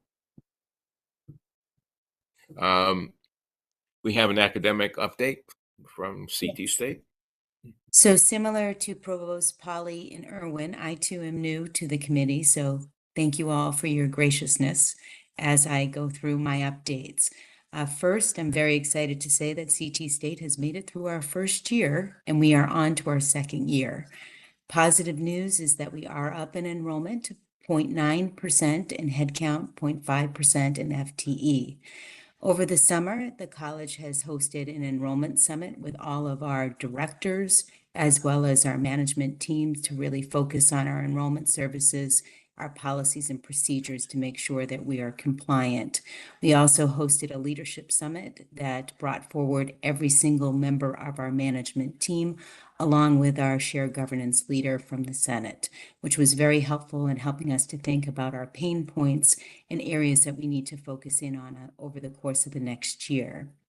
In addition, over the course of the next semester, President Madugo and the executive team will be meeting with every campus in town hall settings in order to talk through our updates, as well as to provide a forum for discussion in relation to the board resolution on restoring campus services, trying to make sure that we're getting more input from our campuses. In addition to that, I want to make sure that folks are aware that we too, like Western, have a focused NECHI visit that will be taking place April 6th through the 9th. There are 5 areas of focus for us. The 5 areas of focus are on shared governance, and I'm happy to report that we will be having a shared governance summit on October 11th at Middlesex. In addition to that, there's a focus on the ACME policy. So we will be looking at our work with the ACME policy and implementation. In addition, there's also a focus on the assessment of student learning outcomes. And as you know, we too are looking at our 300+ programs and looking at instituting our program review cycle and looking at how we can be as efficient as possible.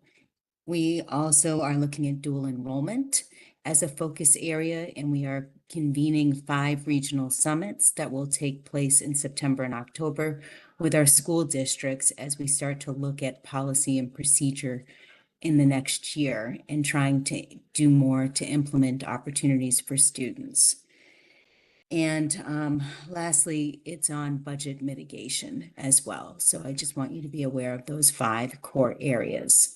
We're happy to say that we are fulfilling our mission as a minority serving institution. 57% of our students are students of color.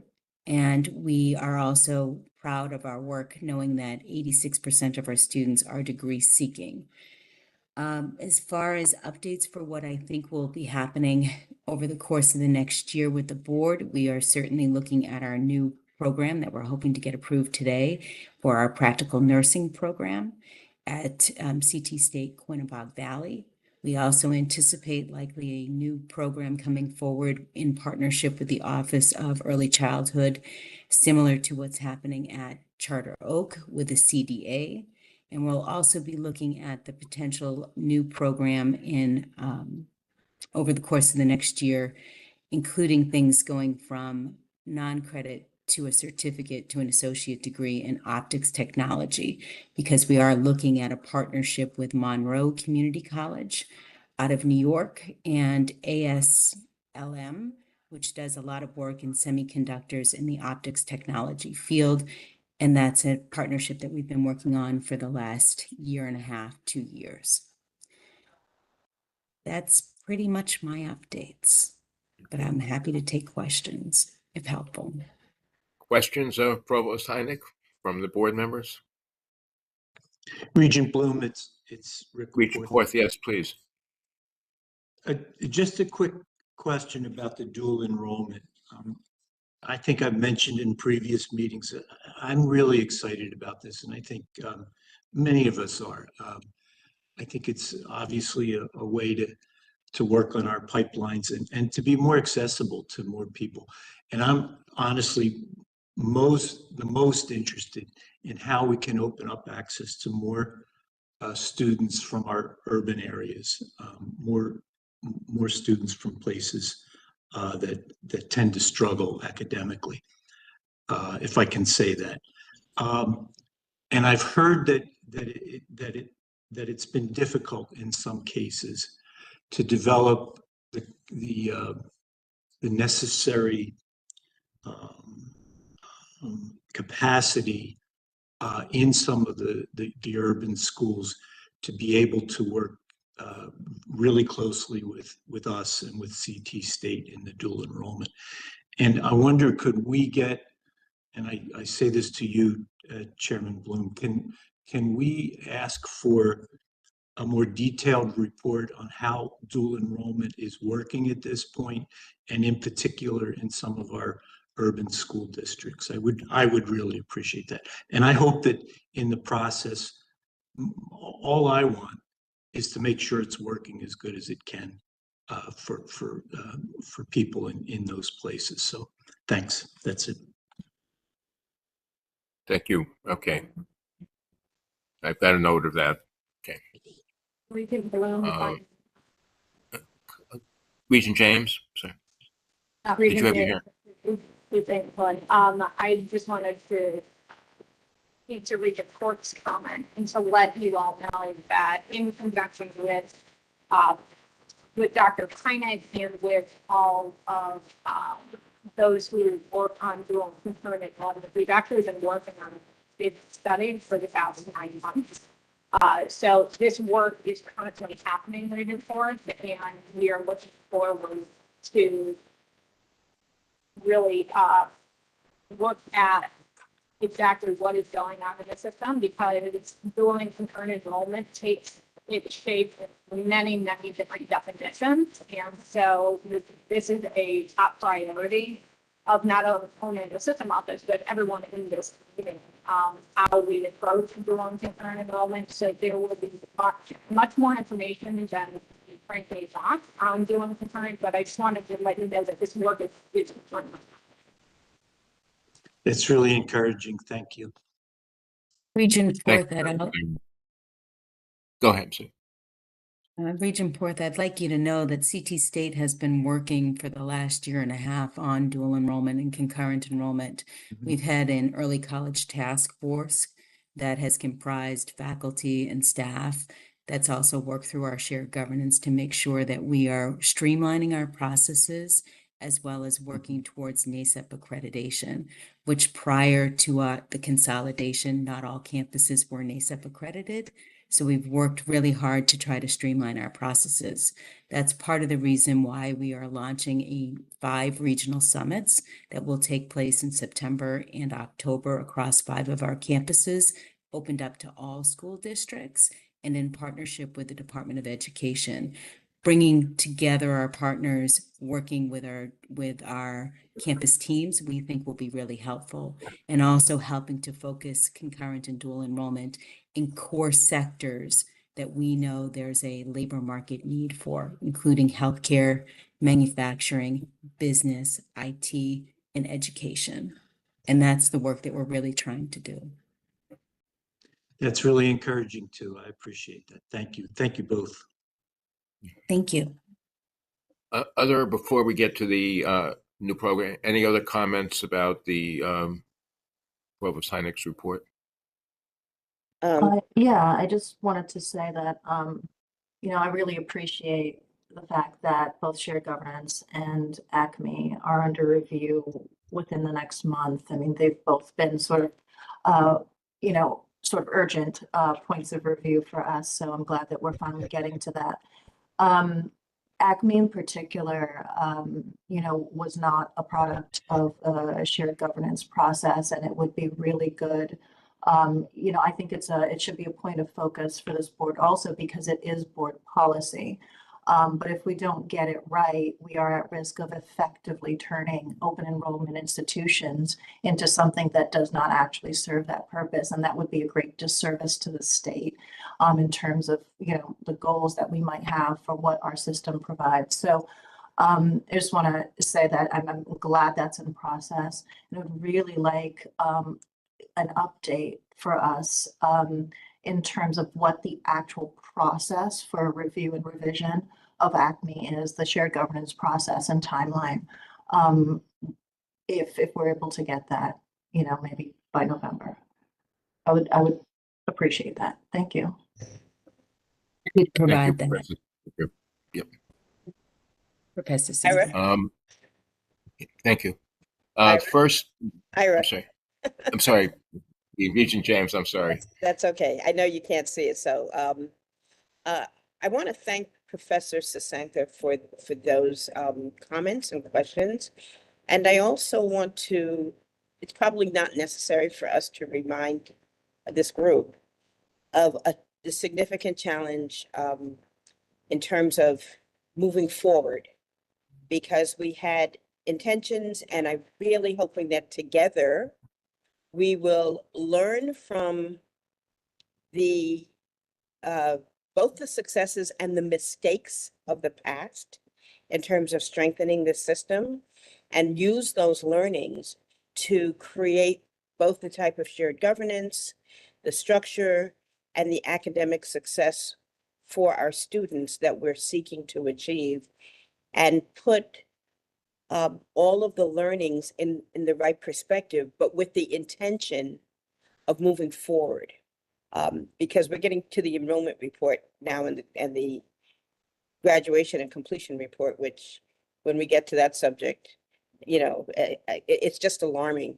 And the opportunities for us to improve what we're doing for our students are enormous. So this is a very aggressive agenda in terms of the areas of focus, but a very necessary agenda. And to reiterate Regent Port's, to the extent that the Board of Regents can not only be involved and engaged, but be supportive. And I think one of the major opportunities for us might be, as we're exploring partnerships, how to bring additional resources and ideas and to the system. So I think there are many ways that we can constructively work together looking forward. But I am not underestimating how much work it's going to take in order to do that. Thank you, Regent James. That's I think a really important point. And as a group, I think this committee is very, very supportive and very interested in following through on these matters. So, any other comment before we go to the actual items? Okay. Provost Heineck, the new program in licensed practical nursing. We're very excited to bring forward this new opportunity to approve a program that's 54 credits as a certificate program for practical nursing. This would be taking place at Quinebaug Valley campus at our Willimantic site. And it would be our first program for CT State in practical nursing. We know that practical nursing has a employment need in this state with over 8,000 practical nurses who need to be employed. This is an opportunity to really be looking at the pipeline in nursing. I do have a number of colleagues here that can probably speak even more articulately to this, but this would give the public sector, because at this moment in time, there is no public program for practical nurse preparation. And this is something that we're hoping to be pioneering. Our school dean, Paula Dowd, is here. Our dean over at Quinebaug Valley, Matt Griswold, is here, as well as our consultant is here, as well as our nursing director, Kim Griffith, is here to answer any questions or maybe provide some additional context. Paula, do you want to maybe start us with some context? Sure. Thank you, Provost Heineck and members of the board. Just to build on what Provost Heineck said, this is the first public offering for a PN program, but also it's the first public credit-bearing offering. And the reason why we purposefully built the program that way is to create a meaningful, workable pipeline for those nurses who want to go from LPN to RN to BSN to MSN and beyond. So this is a selective admission program. Students have to take prereqs that are credit bearing. And the good news is that if they get accepted to the PN program and successfully complete licensure, should they decide that they want to go on to an RN, these prereqs will be used towards their RN. And if they get accepted to one of our 6 RN programs, they can complete the LPN Bridge Transition Program, thereby bypassing the first year of our ADN RN program and enter into their second year. So we're very excited about the opportunities that will give our students that they don't currently have. Yep. I gather you have a scholarship fund also for the that will be available to the first-year students in the program. We do. There's an additional philanthropic gift through the Townsend Foundation. Okay, this is good.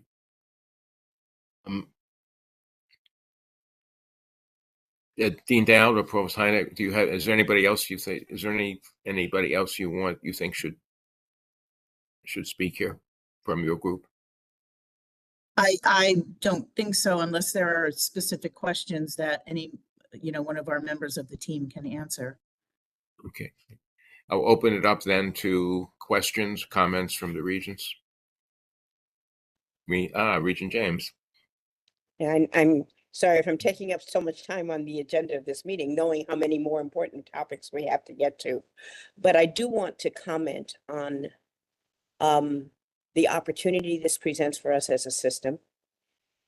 Many years ago, in one of my former lives, at the Community Foundation, we partnered with Norwalk Community College in what we called our Thrive by 25 initiative, which was to focus on allied health was one of the major areas of focus, where we partnered with the community college, the local hospital system, our donors who were interested in terms of trying to create some models for getting more of our students along this path.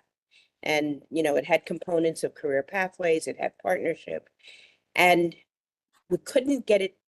We had some small successes, but what I see is it's very important for this program to be successful as a model that we can then replicate throughout the state with our other institutions. So to the extent that we not only monitor it closely, but support it enthusiastically, that's very, very important. So I'm excited about the potential, and again, hope to build on learnings from the past and take it to the next level in terms of its effectiveness.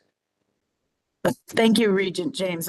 You brought up something that I should have mentioned in terms of partnerships and replicating this program. There are several other campuses interested in offering this program once this gets approved. And in terms of partnerships, and I believe these were included in your packet, letters of support from Hartford Healthcare, DMAS, Day Kimball Hospital, Leading Age, and the Connecticut Hospital Association. All of our partners do see a need.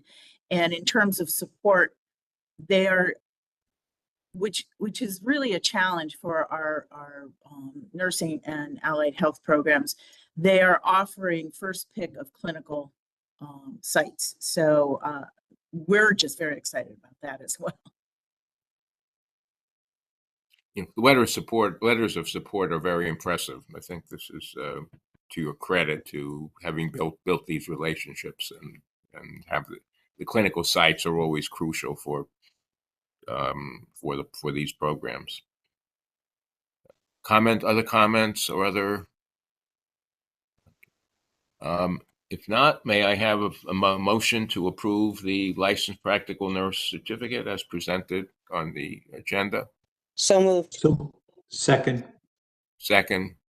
All those in favor? Aye. Aye. Opposed? Abstentions? Program is approved for presentation to the full board. Thank you so much. Thank you, Mr. Dowd. Thank you. Professor Heineck, do you want to make any comments about the below threshold items? They don't require approval by the committee, but I don't, but we do have members here if any regent has questions. I gather the mechanical and electrical this is really the kind of cooperative. It's really tailored to electric boat and what electric boat. So this is really a kind of joint type of program we've been talking about with local industry, etc. One of my older cousins, very fond of electric boat because he served in the submarine service, and electric boats vessels served them well in past lives. This was quite a while ago, but it's okay. Any comments from the regents about any of the below threshold items? Low threshold items are on, therefore. Thank you, Provost Heineck. You did very well. Your first appearance has been a success. Dean Dow, thank you. The next item on the agenda, we have two informational items. The first is the resolution on Connecticut State Student Services. The substance of this is just a preliminary note. The resolution called for a report at the October meeting, so that will be this item will return to the ASA committee and the finance committee next month for details on how Connecticut State is planning to address the restoration of student services. So this is coming. This will be coming back next month to both committees. So I assume Provost Heineck and company will be prepared. You'll be prepared for this endeavor then. Okay. The next item, the final informational item, the CSCU Student Enrollment and Retention Report, page 137.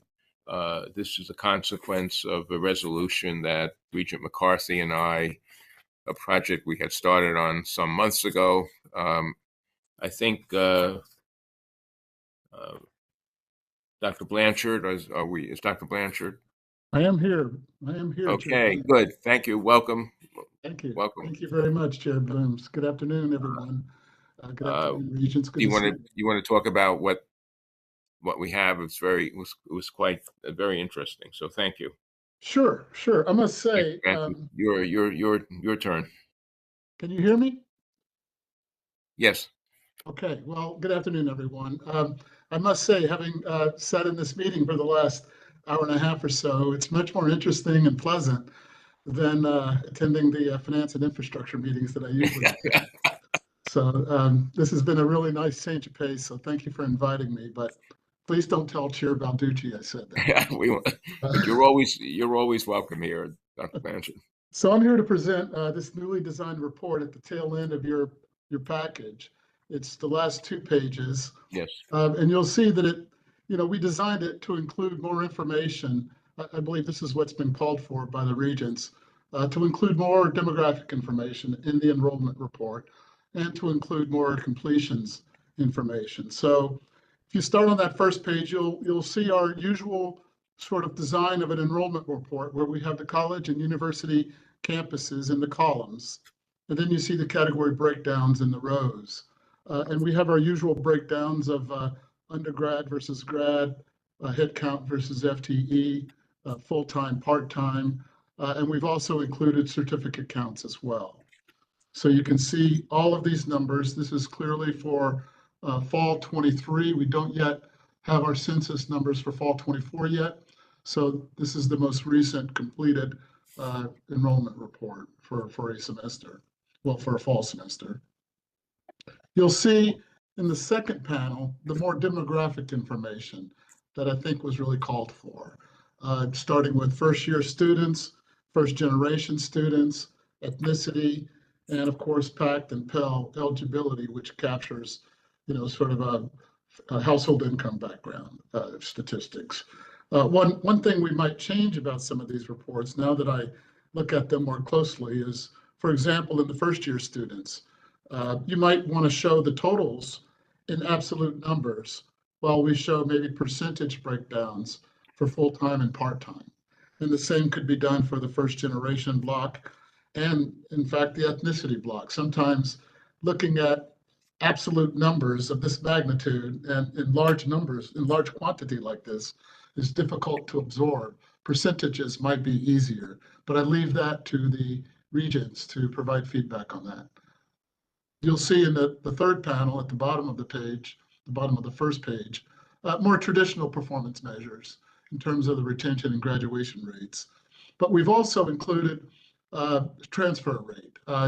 We understand that regents are really interested in and making sure we get our transfer policy and our transfer practices improved throughout our system. So you'll see that we've included transfer out rates for the colleges and transfer in rates for the universities.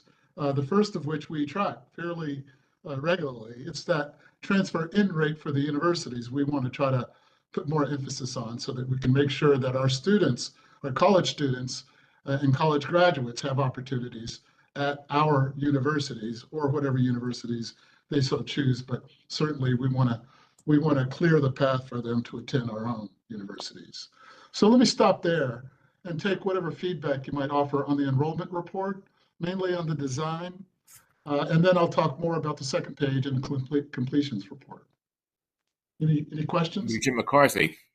Lloyd, thank you very much. I think that as you'll recall from past conversations over the last year or so, what I want to say is that you and your team have done a fantastic job of responding to our concerns and producing reports that are much, much closer to what we need. I'm going to start with a maybe contrary to common sense approach, and that is that one of the things I like about this version of the report is how much shorter it is than earlier reports we've given.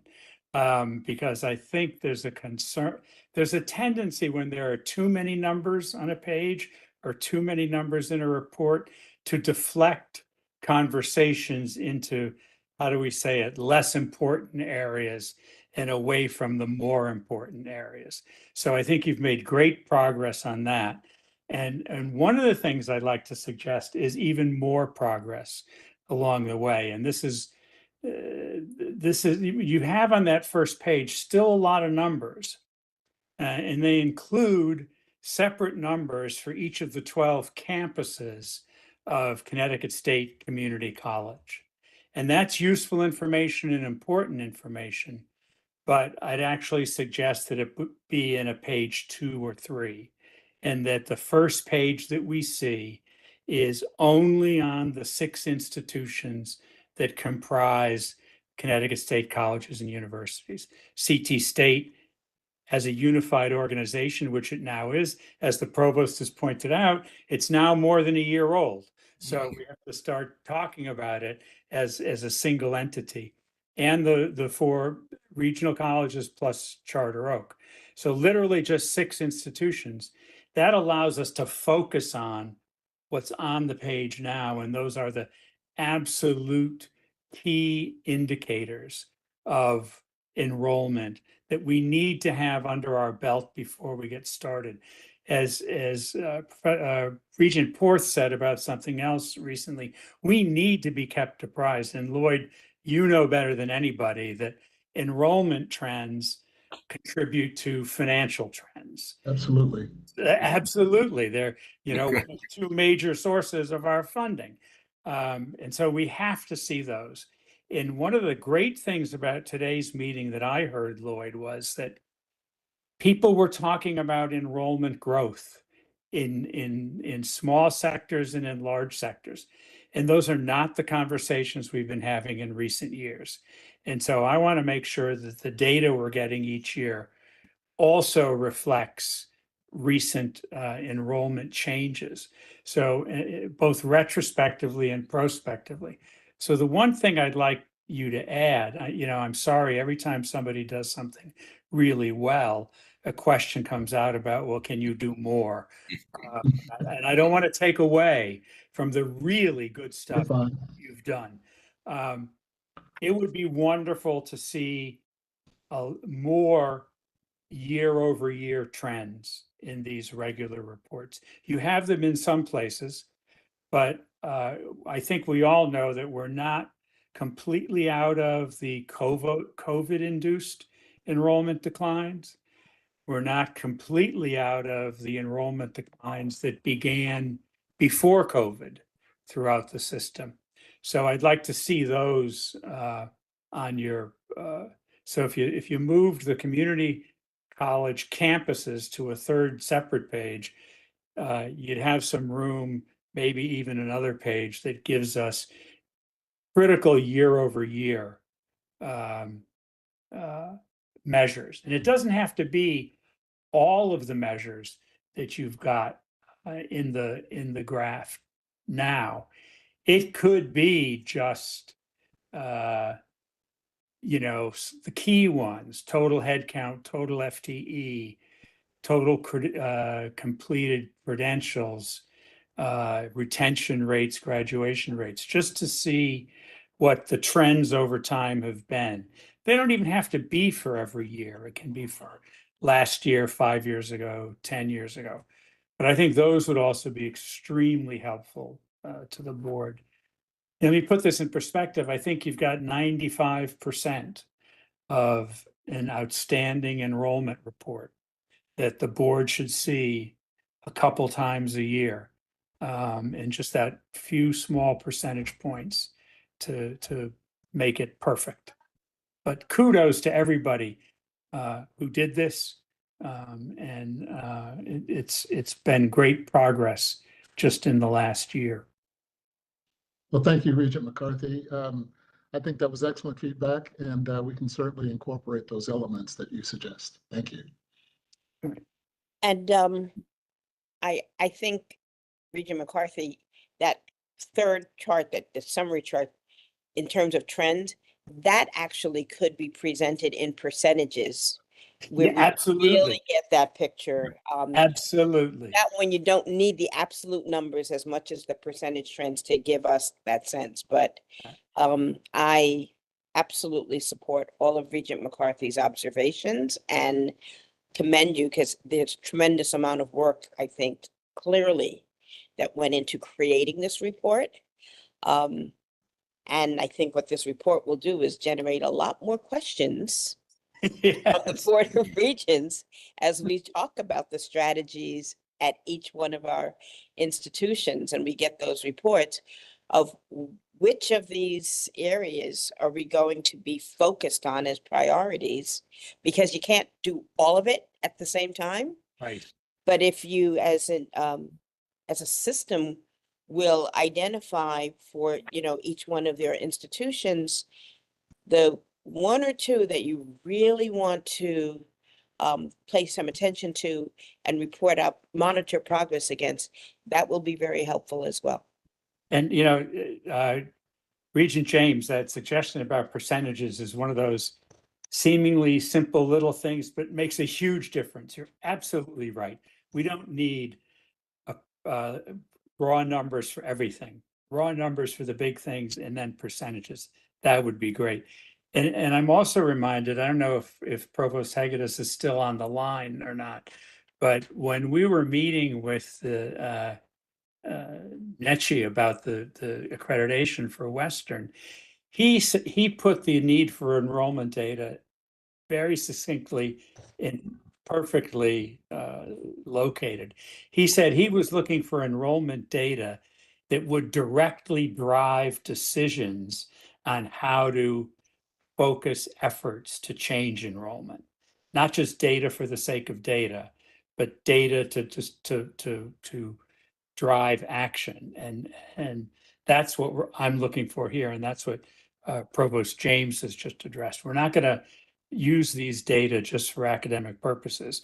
We want them to shape what we're going to do and tell us what we really should focus on. So I think we're almost there. I would like to, I think we're almost there on this. There was another aspect to this that we had talked about originally, and that was, remember, Regent McCarthy, the issue of data by program. So I think the next step, Dr. Blanchard, would be with the trends in program, the individual major programs on the campuses. I'll be able to address that here, Regent Bloom. But I think there was a question outstanding for Provost Hegedus, and I'll defer to that first. Do you mind just commenting? Yeah, Provost Hegedus, yes. No, yeah, absolutely. Thank you, Regent McCarthy. And it has to be, I think, also drilled down to the program level, since we're proposing or reconfiguring or closing programs. So, that we look at that every week. So it is about using that to make informed decisions. But over time, that allows the conversation to be shared through shared governance. It's not going to be, you look at numbers, make a decision overnight, right? You've got to look at those trends. And we're also, I think the completer rate data is something we're looking at more carefully now as well, not just enrollments. Right. So what is the completer rate within a program over time? And if we see, and that's why we've made some changes here, if we're losing students within a program, we've got to look carefully at why that is, and then reconfigure it. So we're trying to look at both enrollment and completion at the program level. I would also add the importance of the retention issue. Losing students is a lot more expensive in a sense than the students that we have invested in those students. One of the things, the graduation rate, and I think Provost Heineck, this is something that the graduation rate, there's quite a variance in the graduation rate within CT State on the individual campuses.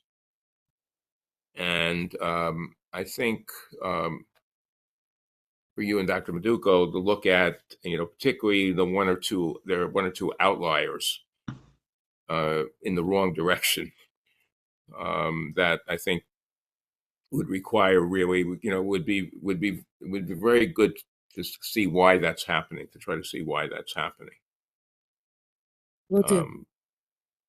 We know what what the national retention rates in community colleges are, and that there's obviously considerable variance and a variance among the campuses, but single-digit retention rates, single-digit graduation rates, really open up, red flags about why that's happening. Agreed. So, if I may reach Chair Bloom. Please, Dr. Nash. The data that are in this report are actual real data, but one of the things we have to do to make this report more effective for decision making is to really make sure that we have the right measurements for these things that we call graduation rate, retention rate, and the like. Particularly if we're going to try to compare the grad rates, even 2-year, 3-year graduation rates of the colleges with the 4-year, 5-year, or 6-year graduation rates of the universities. With the colleges, you may or may not have in this denominator students who aren't pursuing a degree, but rather are just part-time students and are just dabbling in classes. And I don't know yet what's in the denominator, but it's certainly something I've thought about as I've looked through this report and saying that's something I need to work with Provost Heineck and her team on in terms of making sure we get that data right. So it's accurate. I assume we wouldn't be counting certificate students in looking at the graduation rate. They're not coming in with the purpose of graduating with a degree. So I you're agree right. with that, but I just don't know the construction of the measure here. So I want to make sure we get I think we need to refine this and really see what the denominator is here, as you said. Correct. That's correct. I think that's really to be important. fair, right? To be fair. Yes, absolutely. Yeah. Chair Bloom, Yes. I would just want to mention that obviously community colleges graduation rates are based on IPEDS data. IPEDS data is really looking at first-time, full-time completion rates. And you know that community college students, over 70% are typically part-time. So you are already not looking at a strong subset of who we actually serve. This year, CT State is actually embarking on a new data set, working on voluntary framework of accountability, which is a national metrics, which I'm happy to come back and talk a little bit more about, because that's really a better indicator as to community college success. It looks at the part-time students and actually what they're looking to do over a longer period of time. And it's a better indicator as to the success rates of our community college students. So I would welcome an opportunity if the board would have interest in us doing a report on that. I think that would be very, very useful. Regent McCarthy? Yeah, that's a very important comment that Provost Heineck just made. And here's how I want to put this. I think by and large, the metrics of what counts as success and the nitty-gritty of what Lloyd just mentioned of making sure the numerators and the denominators are the right ones for those are matters that really should be in the hands of not each separate individual program, but certainly each category of institution, the community college versus the universities versus Charter Oak. Charter Oak's a similar kind of place where many of their students are not starting with degrees in mind. They're starting with taking a course or two. And so we can't ding them for failure to do something they never wanted to do. But on our standpoint, the irony is we need to see small numbers of numbers, key indicators, not ones that require a page to understand because they won't be read, or not that require 4 or 5 footnotes to explain it because they won't be digested or ingested. So that's the challenge, that it's got to be a very well-honed selective set of indicators, key indicators, which doesn't mean we should be backing everybody into the same indicators, some of which work, some of which don't. But we ought to be asking everyone for what the key indicators are and what the key calculations are. So I'd certainly be open to differences. The examples you just cited, Provost, sound like great examples to consider. But I do want to stick with the simplicity, because if we're going to do what Provost Hagedis challenged us to do, in a sense, and that's use these numbers to take action, then we've got to have a very well curated set of numbers. Regent James? I want to reiterate Professor Sasenkar's point about the shared governance aspect of this, because I recall in some of our meetings last year, some of the disagreement was around data, how we were capturing data, the use of it, and the meaning. So that's, I think, a very important piece in terms of looking at, are we looking at the right indicators and making sure that we have the right input from across the institution in how we're capturing and configuring and analyzing and reporting out on this data.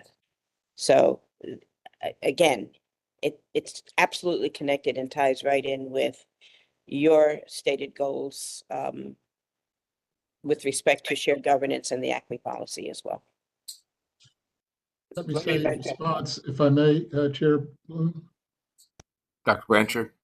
In response to Regent James' comments, which I think are excellent, one of the things we're doing at the system office level is trying to think more about functional councils, the CFO council, the CIO council, similar to the academic council or the provost council, whichever that group is called. We want to make sure that we build governance systems that allow people in the same function across our institutions to come together and talk about the challenges that they face in their respective work areas. And I think data is one of those areas where we want to build a governance structure, data governance, because it really is the organization that really looks at these details, right? And do it in a shared way, and including faculty and other stakeholders, I think will be important as we build that governance structure to improve our data reporting, to improve our data so that we can have confidence in the reporting. Thank you. Regent Bloom, support it. Real quick, two comments. One, I appreciate the discussion about the certificates and being able to verify exactly how that fits into this report and the way we measure that as well. I really think it's important, and personally, I hope that we'll see that portion of our work increase over time. This, I believe, has to do again with access and being able to hold down good jobs. So that's one. The second thing is this whole discussion, really, really good and really helpful, I think. Are there national benchmarks that we could use both in terms of how it's defined for measurement purposes, and also what are the best programs in the country as it relates to retention and graduation and so on and so forth? Thanks. Rick, I'd like to follow up on that because this is exactly related to something I wanted to talk about. And if I could wake up and wave a magic wand and change a system, the one thing I'd want to change on enrollment data is the extraordinarily excessive reliance at the base of all these data calculations on the group of first-time, full-time, first-year students. Yep. That's where all the counting starts. First-time, full-time, first-year students. Well, that, as all of you around this room know, that rules out the majority of our students. They're not first-time, they're not full-time, and they're just not. And some of them literally, because they're not first-time, full-time students, never make it into our data systems. That gets to the graduation rates. They may not ever make it in. So when we go to compare ourselves, we're comparing ourselves to other places that have extraordinarily high numbers of first-time, full-time, first-year students, old-fashioned colleges. And it's so removed from reality. I'd love to get the national standards changed on that. That's a bigger challenge. But for ourselves, we can't just follow those standards lock, stock, and barrel, because that would eliminate certificates. Not only, I mean, from our denominators, from our anything, and that's just not right.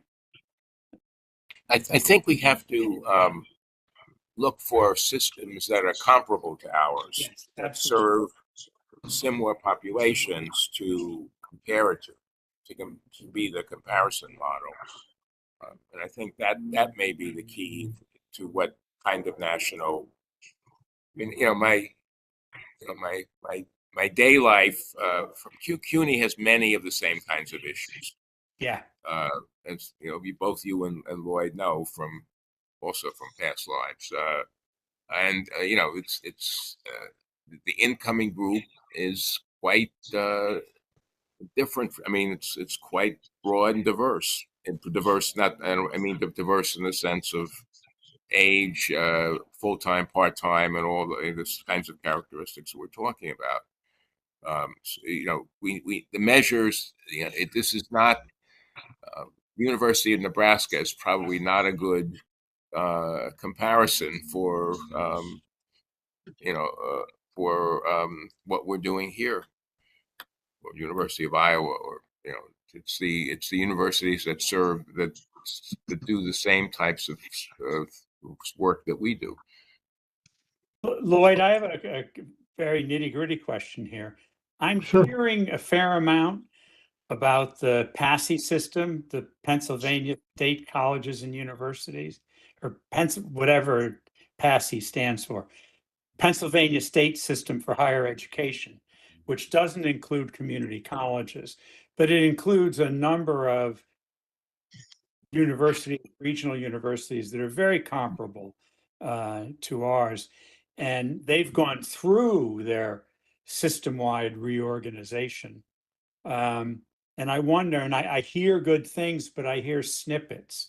Are you getting access to or hearing about any more comprehensive reports from them about how they've managed? Because they're one of those systems that might be one of the ones that looks like us, and they've certainly gone through more chaotic past than we have, which is good to find one of those. Well, let me say, Regent McCarthy, yes, I am familiar with PASHE's reforms and some of their reports, as well as reports and reforms of other state systems. As you may know, state systems are all very, very unique. Yeah. Right? Some systems may be focused on their research universities, like the California University system. Other systems, like the California State University systems, more focused on its regional campuses across its state. And then some systems still would only oversee their community colleges. Other systems still might oversee the full range of all of those colleges, but usually the flagship sort of is set off on its own system, if you will. So there are a lot of different ways and a lot of different systems that we can compare ourselves to. And as many ways, sorry, there's an echo I'm struggling with. Anyway. Somebody, call-in user 2 is creating an echo. Whoever They call-in just- user 2 is. They just muted themselves, so it should be okay now. Yeah, I think it's great. Thank you, Kayla. So as many systems as there are different opinions about who should be a given peer.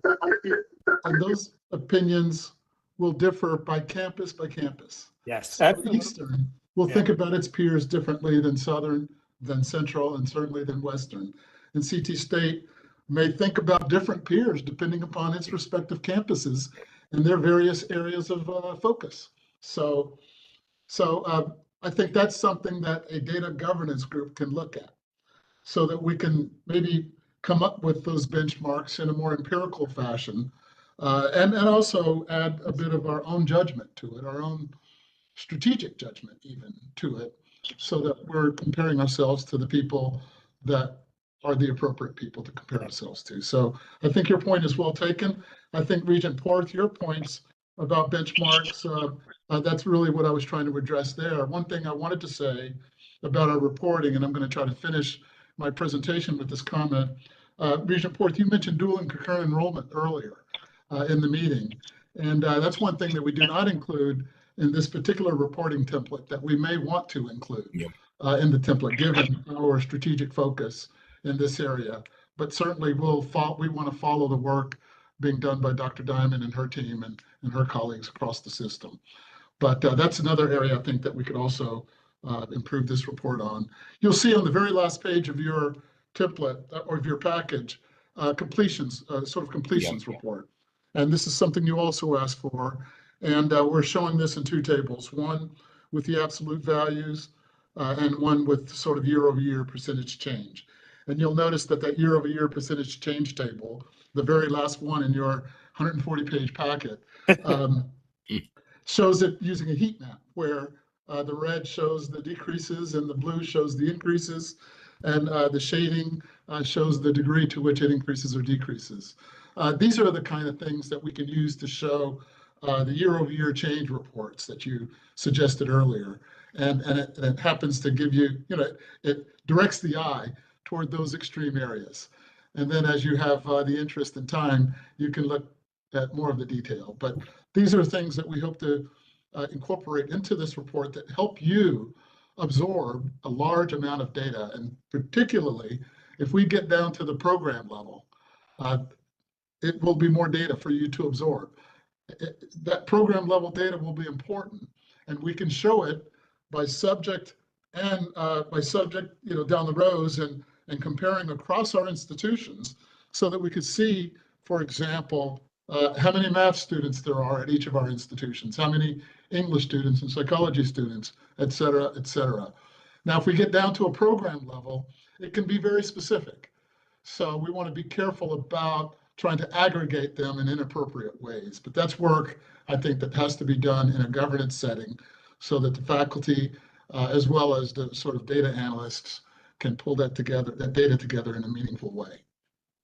Can I ask Lloyd one more question that may seem silly, but let me make sure I've got this right, because I am always looking for the one number that we want. Seems to me that if we start with the total student head count that was at the beginning of that first table, you have a grand total. Is that the grand total for that's the 63,405? That's the grand total across the system for all of our institutions. It does not include the sort of non-credit workforce population that Okay. we could also find ways to include. So what I'm looking for, so I guess I didn't find it then. I'm looking for, we say, I've said it, and I've seen it in print, that we serve more than 85,000 students a year. And I mean, I've seen that and used it so many times that I begin to think that must be accurate. It would have been not, there's no 85,000 number in this table, is there? So no, there isn't an 85,000 number in the table, but you're referring to the difference between what is reported, the 63,405 credit-bearing, credit-pursuing students, and the sort of what we call the workforce programs, where CT State and other colleges might do some work for Electric Boat or for another company around the state. And it's more of a specialized program where their data do not enter our enrollment management data, right? So we have to find a way to collect that data and present it in this report in a way we present all of the other credit I think that would be good, because I keep looking for the 85,000 number. And you can't find it, as you just said. You have to put it together from a couple of different sources. It's one of the things I've been struggling with myself, but I will work more closely with those who have those data, and we'll try to find efficient ways to incorporate them into our systems. Great. I mean, we just approved the new electric boat program today, so presumably somebody's in it. I hope. Well, this is a data systems issue, right? But this is a case where having a substantial number of students who are taking non-credit courses is a good thing for us. Absolutely. Yes. Especially if they pay fees. It's absolutely mission appropriate, and it's part of who we are and what we ought to be. So we want to be able to count that somewhere. Absolutely, I agree. And they're not included in this report. We will work to include them, Regent McCarthy. Great, thank you. Other questions? Lloyd, thank you very much. This has been extremely helpful. And we will continue. This is going to continue, so you won't escape us from. And I also want to. We reached the end. I want to make a few concluding comments. This is the last meeting that Regent McCarthy will be attending as a member of the committee. And I just want to recognize the contributions that Regent McCarthy has made to our endeavor during the period in which I have served as the committee chair. So, Jim, thank you. And thank you. Just think of all the extra time you'll have every month for the meeting now. But it's been a pleasure. It's been a pleasure. I think I can speak on behalf of all. It's been a pleasure working with you and being your colleague. Thank you very much. I've learned a lot this process. Yeah. Any other final comments for the good and welfare of the cause? I'm going to ask for probably the most popular motion we have every day, every week, every month, rather. And I also want to thank the provosts and others from the campus who have been very helpful, and Dr. Diamond, who is our main liaison. So thank you for the contributions. May I have a motion to adjourn? So moved. Is there a I'll second? second that. I'll second. Okay. All in favor? Aye. Aye. Opposed? Abstentions? Meeting is hereby adjourned. Thanks, everybody. Okay. Take care. Take care.